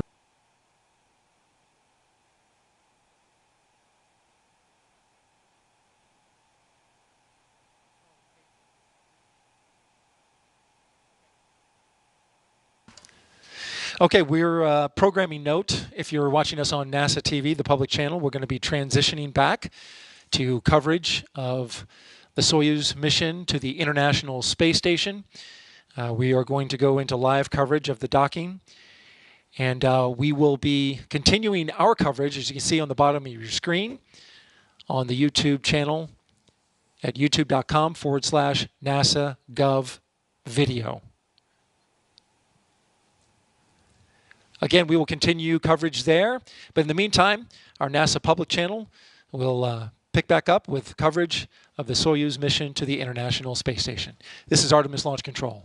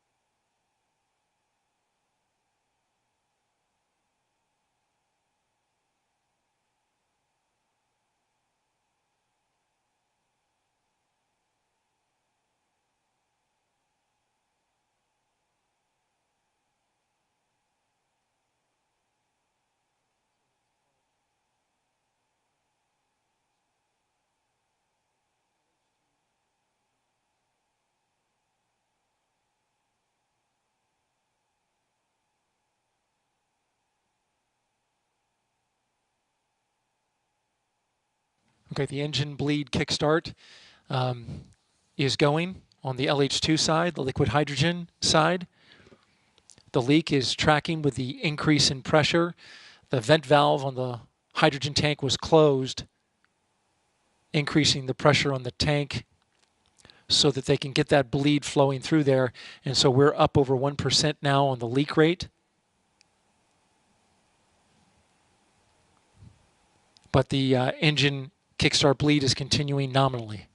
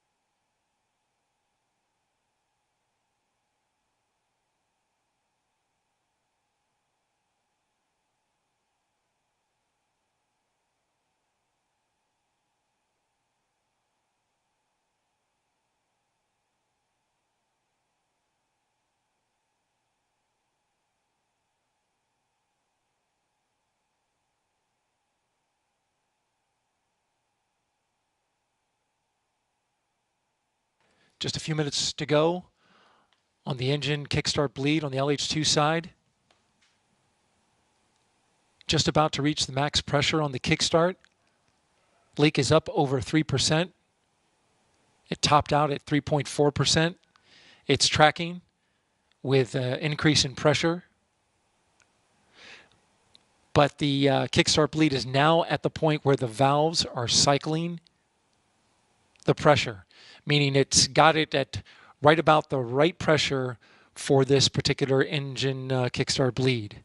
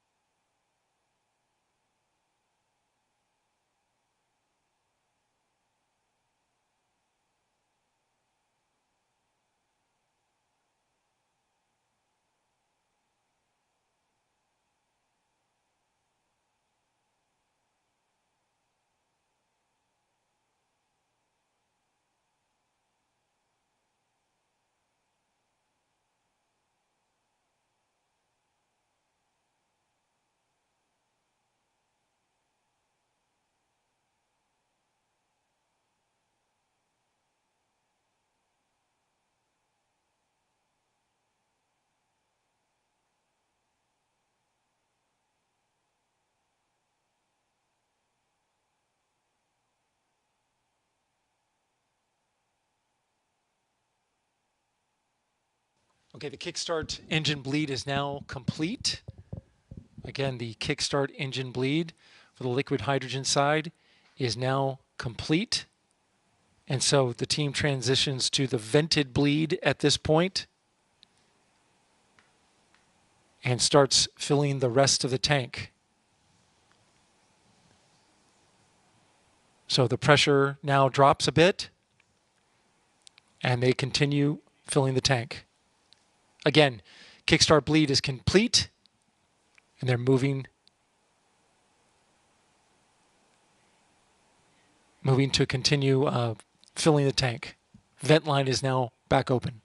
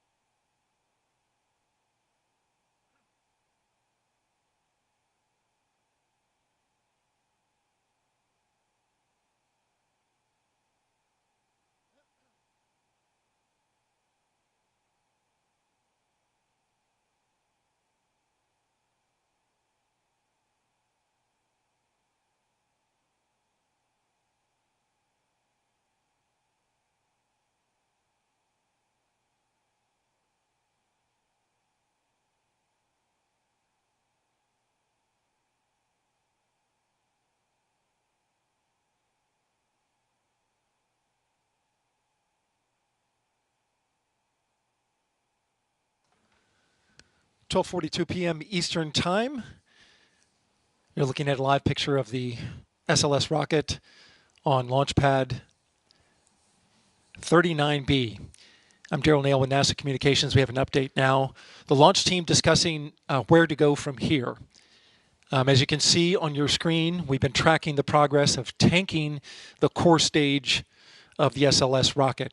It has two tanks, a liquid oxygen and a liquid hydrogen tank. They have completed tanking the liquid oxygen over in the liquid hydrogen quick disconnect line that feeds right there into the rocket. In between two plates that disconnect when T0 arrives and the rocket lifts off, those umbilicals pull away and there's a cavity in there where that connection point is. That is where the leak was detected around this 8-inch QD line, which also had a leak and was repaired after a scrub attempt on September 3rd. The team discussing with the launch director the plan to go forward from here, and here's where they settled. They want to gradually increase the storage tank pressure, which will increase the pressure on this quick disconnect as well. It also increases the flow, getting it hopefully to the fast fill flow that would be nominal for a launch attempt. So that's the ultimate goal. She has signed off, Charlie Blackwell-Thompson, launch director here, has signed off on a plan to slowly step up and increase the storage tank pressure, which will increase the flow through that line right there.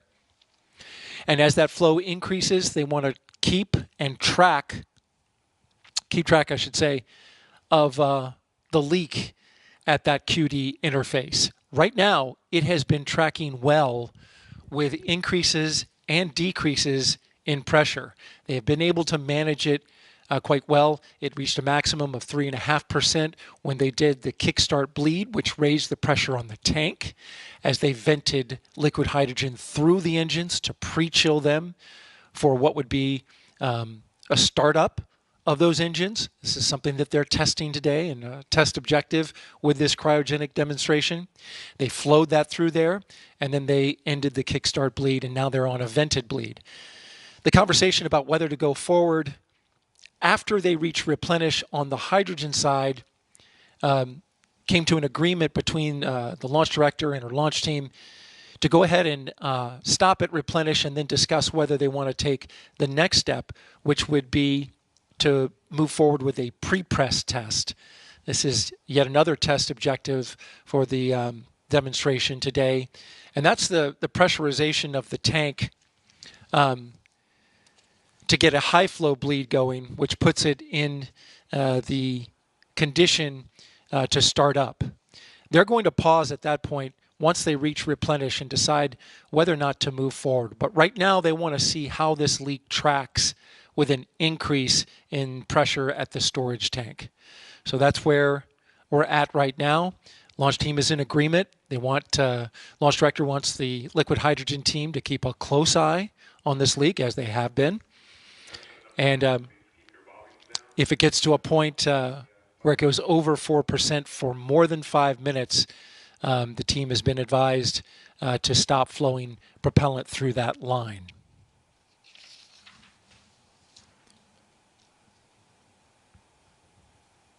So again, to summarize, the liquid hydrogen team is gradually increasing pressure on the fill rate going into the liquid hydrogen tank, which is currently at 70%. They are tracking now the leak rate as well.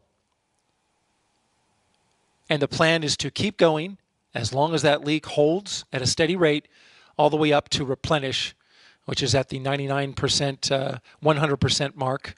Once they've got it completely full, and then the fill rate goes into a mode where it only replaces the amount of hydrogen that is lost from the natural boil-off of propellant inside the tank. As it vents out, they will only replace what is lost. That is the definition of the replenish. So get it up to 100%, and then get it into replenish, and then have further discussions about where to go next. We started this cryogenic operation at 7:30 a.m. Eastern Time this morning with a go for cryogenic tanking. The liquid oxygen side proceeded nominally, which in engineering speak is as good as you can expect it. Not so again on the hydrogen side. They encountered a leak. They stop flowed, warmed it up, reinitiated flow, and then noticed that they're able to manage a leak on where they believe the quick disconnect of an 8-inch fill line goes into the seal at the fill plate right there on the rocket.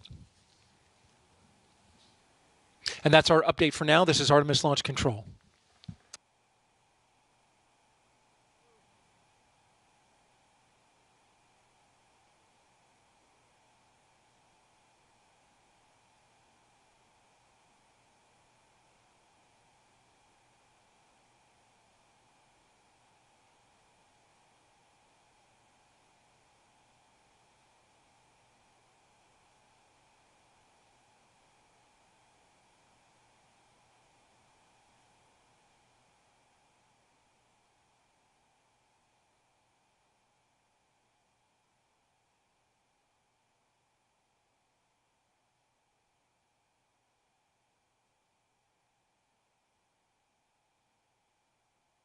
One more quick note I want to add. The launch team is currently on hold for the loading of the upper stage. Again, preparations to load the upper stage of the rocket, the interim cryogenic propulsion stage, which is above the line where you see the top of the booster there, and there's a good shot of it. The ICPS where the inner tank shrinks down, the upper stage of the rocket, which will give that big push to the moon. The plan today is to tank that, but at the moment, that is on hold.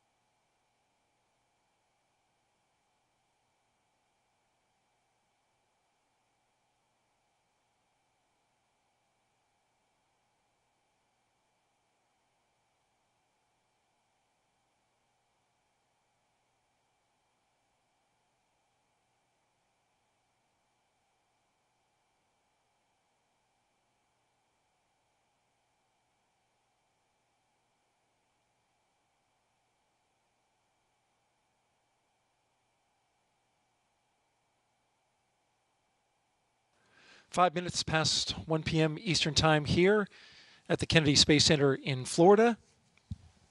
With a pretty nice day outside.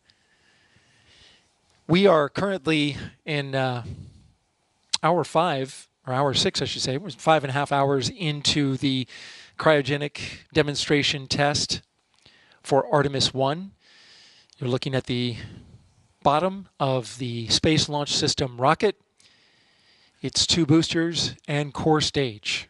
Tanks, 2 oxygen, 2 liquid hydrogen. The ones inside that core stage, though, the bottom part of it, are massive, largest in the world for a rocket booster. And so those started at 7:30 a.m. this morning with liquid oxygen. That currently is 100% full. And over on the core stage liquid hydrogen side, we're at 95% filled. There are the stats that we track with our real-time graphics. We encountered an issue right around 10 a.m. this morning with the liquid hydrogen loading. There was a leak detected, and that resulted in a stop flow of the loading on the liquid hydrogen side. It was a pretty significant leak at the time. Engineers then talked it over, went to their pre-planned procedure with a small twist, and that was to lower the pressure on the storage vessel for the liquid hydrogen and then ease back into it after they allowed the quick disconnect line, which is right through there on those umbilicals. Those umbilicals feed the fuel lines right into the rocket. That's where the leak was detected. It went to 7% concentration of hydrogen, and that created a stop flow. They allowed that line to warm up after they purged it out, and then they reinitiated the fill. They resumed the fill into the rocket, and at that point, ever since then, and engineers don't exactly know why, but it has been a manageable leak, reaching only a maximum percentage of 3.4% as they raised the pressure back up to resume fill. And that's where we stand. Engineers are wanting to understand more about how this seal is acting under pressure. And so far, ever since that they resumed fill, they haven't had a substantial problem. The leak is still there, but they are still moving forward with tanking the rocket, and we're just a couple percentage points off from having the entire core stage completely tanked. Now, as far as the upper stage is concerned, that's on hold at the moment. The plan was to tank both of its cryogenic propulsion tanks, both of them liquid oxygen and hydrogen as well, but much smaller tanks. That's on hold at the moment while engineers decide after they get to replenish, which is when we hit the 100% mark, there's going to be a conversation about what to do next, what steps to take, how they want to proceed, what data they've been able to gather about this seal as it tracks with the increase and decrease in pressure. Once they fill this rocket, they do have to detank it, and so that is a consideration as well. The next milestone beyond replenish would be to pre-press the tank. And this would bring the tank to flight pressures, increasing the pressure both inside the tank and on that QD where the leak is. And so engineers plan to talk about the data that they've gathered through the course of this tanking and to decide a path forward. But at the moment, the upper stage is currently on hold. The tanking of the upper stage currently on hold. And this is Artemis Launch Control.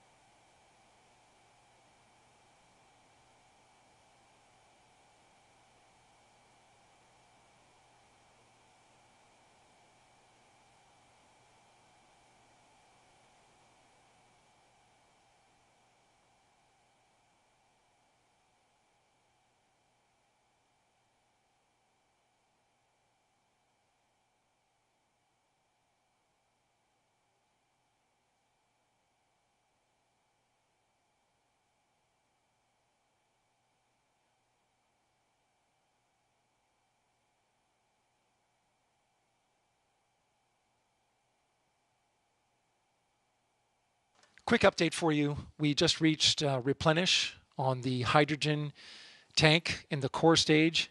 Again, we just reached replenish on the core stage hydrogen tank.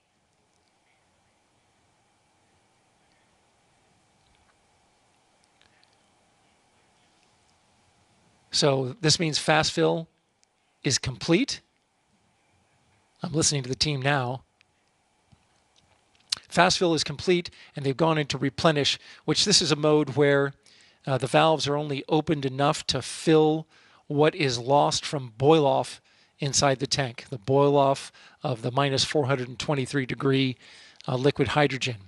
But some interesting data to pass along that we just learned, and that is that during the fast fill operation, where the storage tank was at full pressure for loading the liquid hydrogen, the leak rate was less than 0.5%.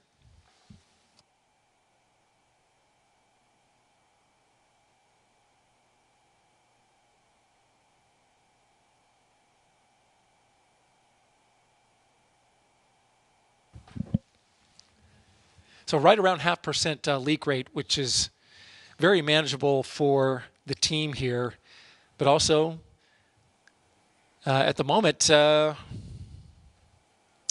leaving a lot of folks scratching their heads on this one. But they're going to have some conversations on this particular seal and how it's been behaving up until this point, and discuss a path forward now that we are in replenish. This is Artemis Launch Control.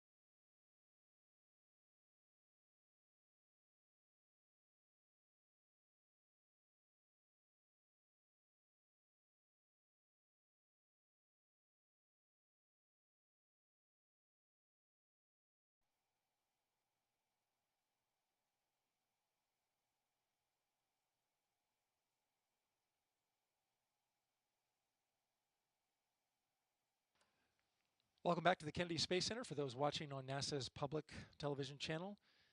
We're at the Kennedy Space Center here in Florida, where we are currently in the Artemis 1 cryogenic demonstration test for tanking. Quick update, preparations are being made to tank the upper stage of the rocket after the core stage reached replenish. Engineers discussing next steps now. Please stand by.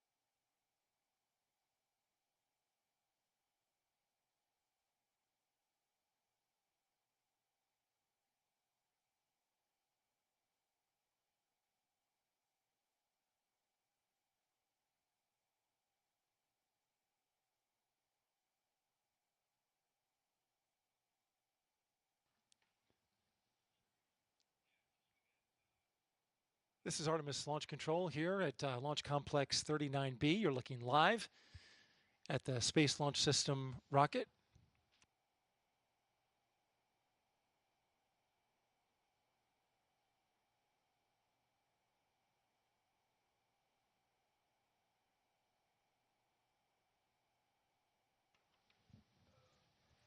Stand by.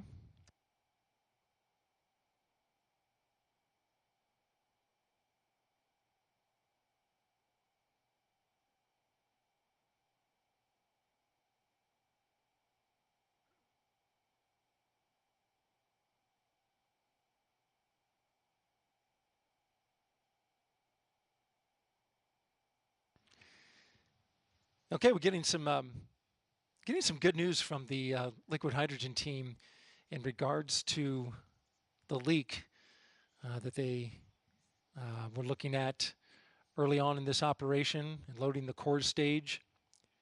And that is the leak reversed its trend where previously when pressure increased, the leak increased. But now they are seeing a trend for this particular seal that when pressure increases, the leak decreases. This is, as engineers say, the way that it's designed and intended to work so that it conforms to the area that is sealing, that quick disconnect connection point for the liquid hydrogen. And so now and are stable.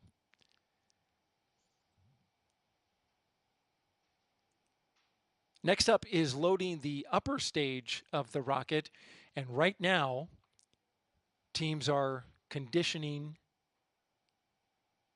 the areas around the engine to prepare them for loading liquid oxygen and hydrogen. And the team's discussing a plan with the launch director just moments ago on one of the main test objectives, which is to do a pre-press test on the liquid hydrogen tank in the core stage after they get the upper stage into replenish. And this will put a fair amount of pressure on that connection right there that you see there, which is the umbilicals. They contain the LH2 8-inch line that we've been talking about, but is now sealing pretty well. The pre-press test is a test where they pressurize the core stage tank by closing the vent, which prevents the boil-off gas from escaping, and then more pressure is added with helium to get to the tank to flight pressure for engine start. This is an important moment to reach. You have to have those engines conditioned at the right temperature in order to start them up, those RS-25 engines, which are just below this point right here. And then once they get it to that point, there's a control loop that cyclically pressurizes the tank, opening the vent valve, which then controls the temperature around those engines, saturating those engines with liquid hydrogen so that they are at the right temperature to start them up and launch. Of course, today is a test. It's a cryogenic demonstration test to show both that the leak has been repaired from the previous launch scrub and to go through some test objectives which haven't been met in previous launch attempts or wet dress rehearsals. And so the team is proceeding forward. Once this pre-press test is completed, they won't have to do it again. Once validated, the launch team will be able to adjust the pressure during the high flow liquid hydrogen engine bleed inside of terminal count. That's the final 10 minutes of count. And that's when it's critical to have those RS-25 engines that you see right there at the bottom in the center, 4 of them, to be the right temperature for launch. So the situation taking a very positive turn here today as the launch team is pushing forward with loading the upper stage and moving to the next milestone, which is the pre-press test.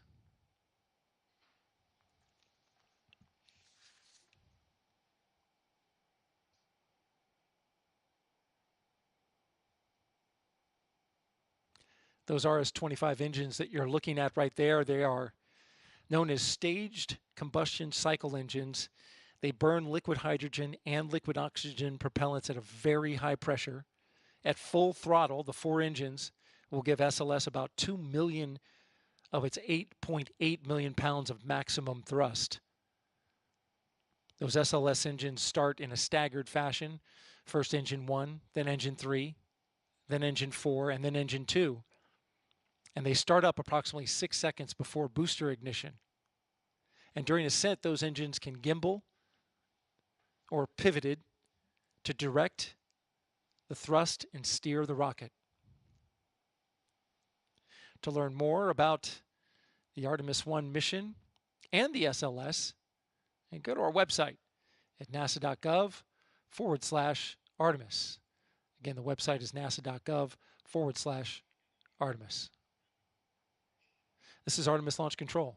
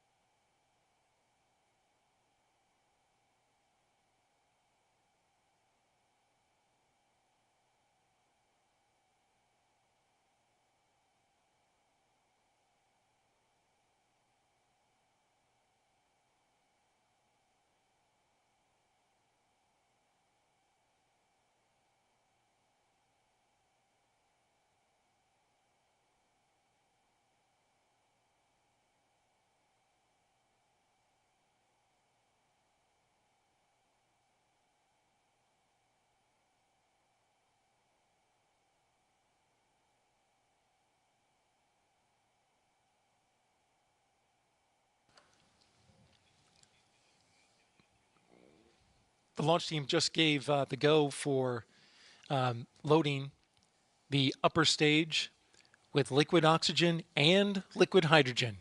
Again, they just gave the go to load the upper stage with liquid hydrogen and liquid oxygen. This comes just after completion of the purge sequence, where they purge out any contaminants from the RL-10 engine. That's the engine of the ICPS, the upper stage that's contained towards the top of the rocket. That's going to be responsible for pushing Orion into its destination, the translunar injection towards the moon.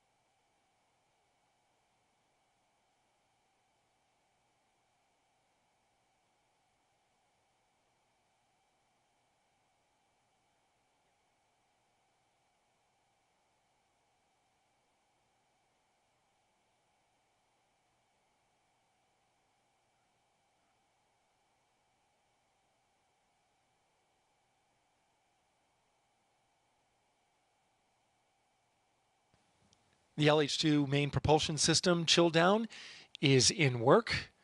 The LH2 main propulsion system in the upper stage is now in work.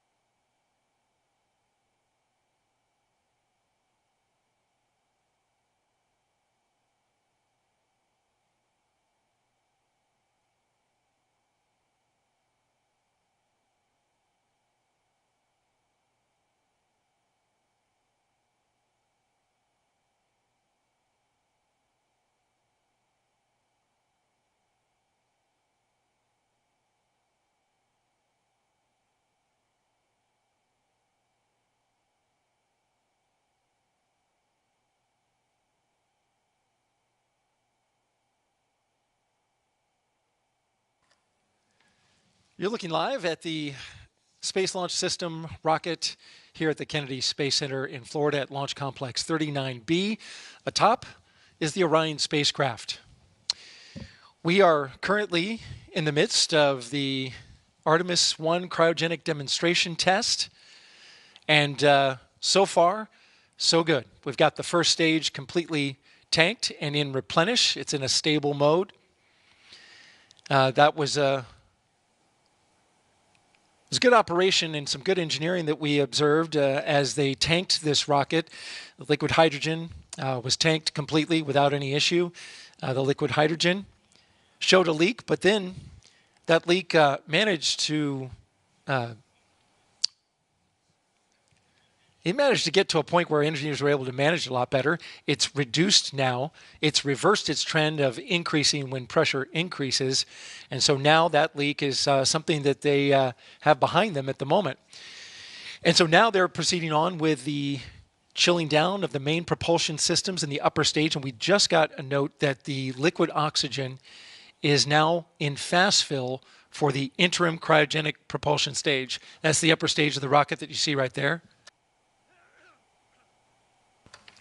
The venting that you see is the liquid oxygen that vents out from the top of the tank there from the core stage. That's normal. With liquid oxygen in replenish, the boiling of the tank below must vent off the super cold gaseous oxygen, and so that's what's happening there. And as soon as that super chilled gaseous oxygen reaches the atmosphere, it condenses the water vapor in the air, and that's how you have that plume there. So the plan is, once the upper stage is tanked and in replenish mode, the launch team wants to proceed on with an important milestone called the pre-press test.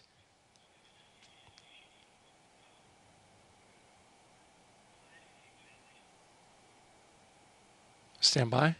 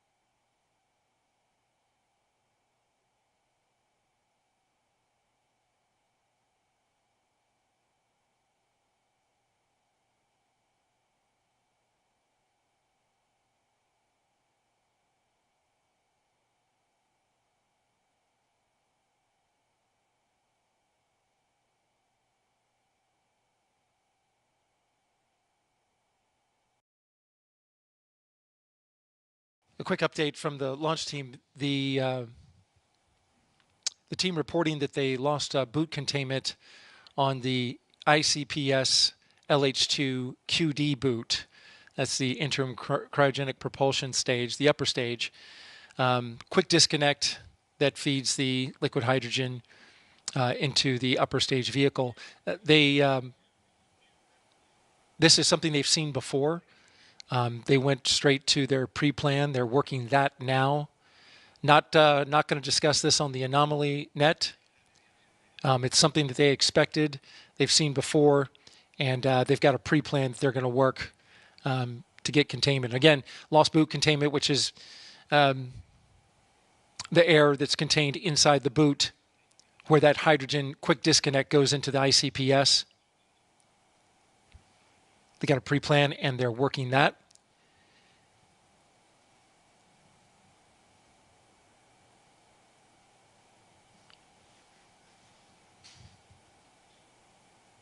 Otherwise, as the upper stage loading continues, the plan is once the upper stage is in replenish mode, they're going to proceed forward with a pre-press test of the core stage.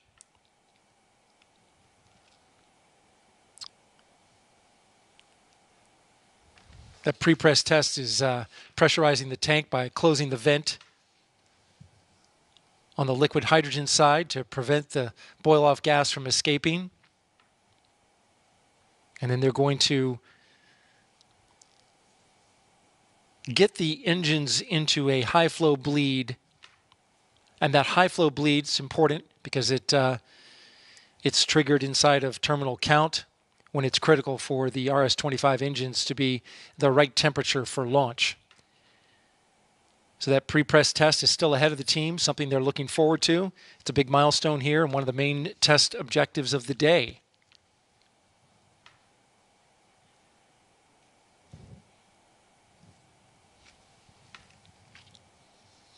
The SLS rocket will launch an uncrewed Orion spacecraft from Launch Complex 39B if this test is successful. Launch Complex 39B, of course, is NASA's modernized spaceport at Kennedy.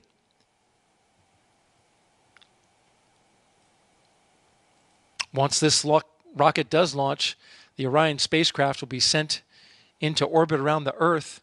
It will deploy its solar arrays, and then the upper stage that we're fueling right now, the interim cryogenic propulsion stage, will give the Orion spacecraft at the top of the rocket the big push called a translunar injection needed to leave Earth's orbit and travel towards the moon. The stats on the ICPS, on the LH2 side, it carries 10,000 pounds of liquid hydrogen. On the liquid oxygen, it's 53,000 pounds. Much smaller tanks than the core stage. If you'd like to learn more about the ICPS and the Artemis mission, go to our website at nasa.gov/Artemis. You see it on your screen there, nasa.gov/Artemis. This is Artemis Launch Control.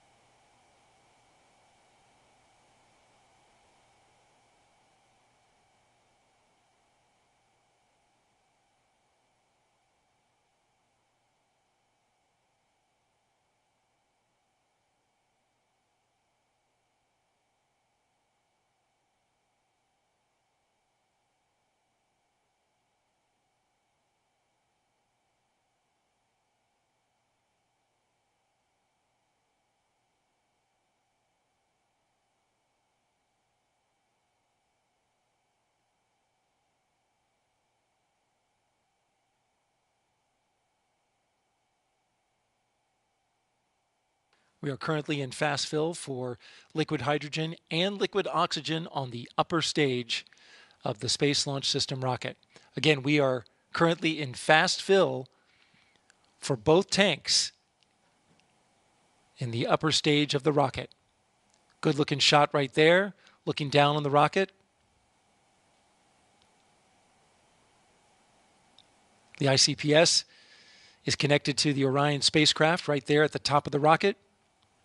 And the propellant that's flowing through the umbilical lines right now is flowing at fast fill. This is Artemis Launch Control.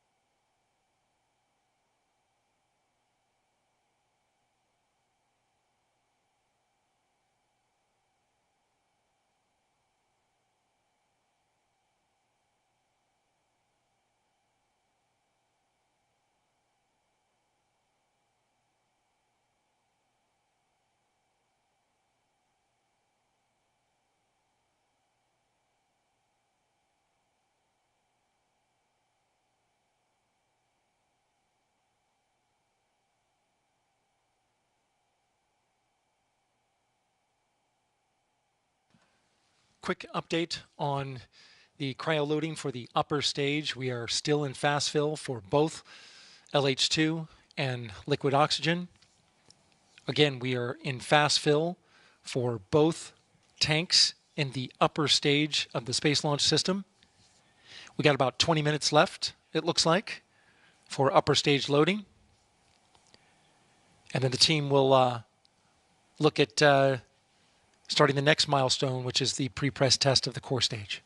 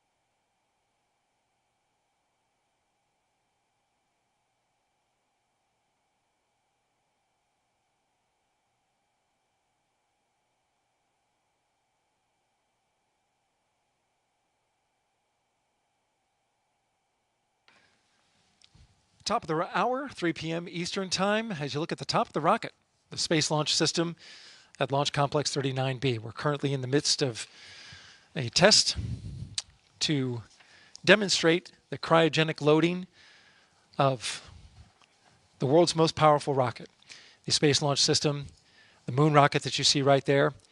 Currently, you can see we are venting off liquid oxygen at the top of the rocket, venting both the core stage, which is fully tanked, and we're venting off the upper stage. If we go back to that upper stage shot, just want to point something out. You can see the venting from this wide shot, but as you look there, you see the two small plumes at the top. That's the vent for the liquid oxygen tank in the upper stage of the rocket. And currently, we've been loading liquid oxygen for about 54 minutes into the upper stage, and we're about half full. So a little less than an hour left to complete the final load in that. The upper stage LOX is a 53,000-pound tank, much smaller, but the flow that goes into the line is also not as fast as it is for the core stage. And then, of course, you see the plume in the lower, just below those upper plumes. That is the core stage liquid oxygen venting now. Just super cold gas condensing water in the atmosphere. That warm Florida air, which we're about 77% humidity. So lots to see there. And then you see the two small ones at the top venting out. Those are for the ICPS, the upper stage. Everything nominal and looking good there. In fact, there's a close-up shot of it. It's a great shot by our team here at NASA TV. And you can see the propellant lines that go into the ICPS. Those umbilicals pull away, of course, once we lift off the rocket. Today is a test, though, and a test only, going down to the completion of a pre-press test on the core stage, and then our test will be complete. We've got a little bit to go on the liquid hydrogen upper stage. That's about a half hour left. So we're looking good there. Everything proceeding nominally there so far for the upper stage. Just to recap on the lower stage, had a really smooth loading of the liquid oxygen tank on the core stage, but then on the liquid hydrogen, ran into a leak, had a stop flow. But then the engineering team warmed that line up in an attempt to reseat the hydrogen line that goes in and connects to a seal that's right against the flight plate there. They were able to get it, to get that leak to substantially reduce, and as they increased pressure, got it to the point where the leak started coming down, which is what they want to see. They've been managing that, and it's been all good from there. Tanked the entire liquid hydrogen tank on the core stage, and now both of those tanks are in replenish. Got a little ice there at the bottom of the two nozzles that we can see. Actually, we can see three nozzles, three of the four nozzles of the RS-25 engines. A little ice formation, not a problem, say the engineers. That's all normal. While we're looking at the engines, just want to make a note, those engines, as part of the Boeing core stage, engines are designed by Aerojet Rocketdyne. And those engines have a history going back to the Space Shuttle program. And just to name them off as you see them there, all the way to the left is Engine 3, which has the 4-digit identifier 2058. Engine 3 was involved in 6 flights during the Space Shuttle program, and all 6 of them were flights to the International Space Station. Behind engine number 3 is engine number 4, with the 2060 4-digit identifier. And 2060 was involved in 3 flights during the Space Shuttle program, including the last one, STS-135. Space Shuttle Atlantis, which launched from right here at the Kennedy Space Center in 2011. And then moving to the right in the foreground, That's engine number 2, 2056. It was involved in 4 space shuttle flights, including the Hubble telescope servicing mission. Great mission that was. A lot of history there with that engine. And then last but not least, and not appearing in your picture, right behind engine number 2 is engine number 1, 2045. Engine number 1 was involved in 12 space shuttle flights, including John Glenn's flight, the late senator and astronaut. And it was also on the final space shuttle mission. Quick engine history there. Thanks to the folks from Aerojet Rocketdyne for providing that information.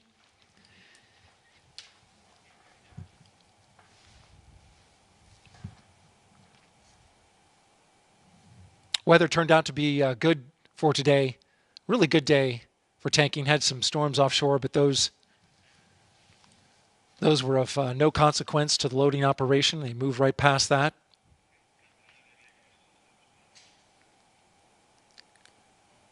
You can see some clouds in the distance. Even given some rain at this point, but launch weather officer is monitoring all of that. At this point, it's no impact, and we are green to proceed. The next step is the pre-press test of the core stage liquid hydrogen tank. And that is the final test of today's tanking mission. The pre-press test will involve the pressurizing of the LH2 tank and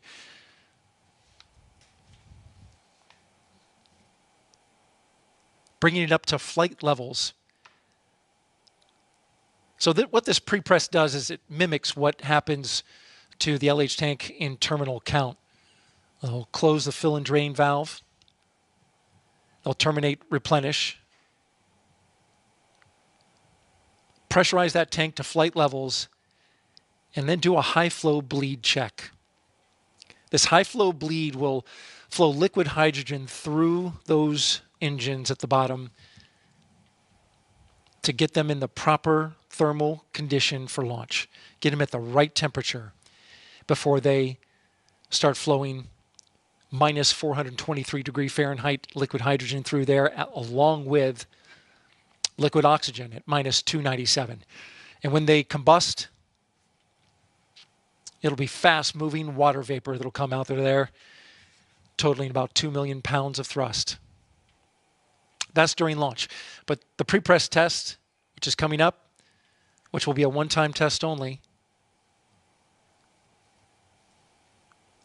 is a big moment that launch team is looking forward here to starting up.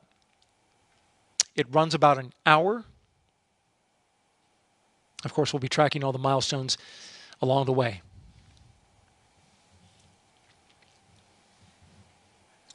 Things are looking good here at the launch pad for the SLS rocket and today's test so far. That's all for now. This is Artemis Launch Control.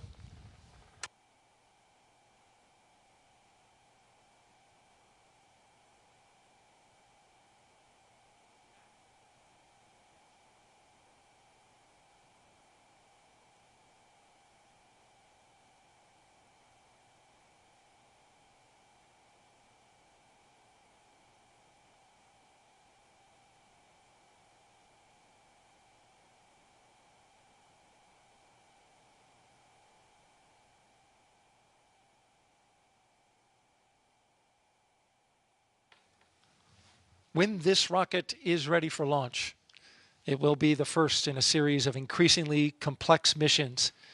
Artemis 1 will provide a foundation for human deep space exploration and demonstrate NASA's commitment and its capability to extend human presence to the moon and beyond.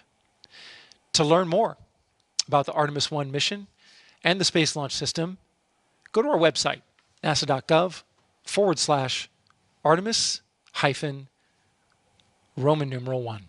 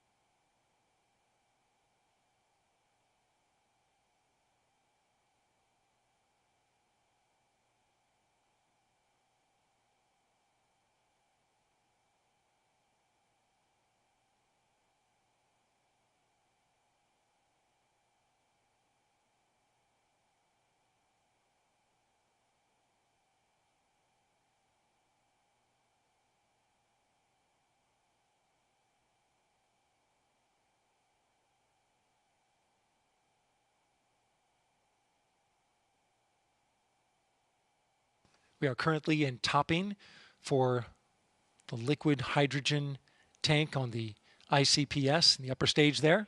Currently in topping for the liquid hydrogen tank on the upper stage of the SLS.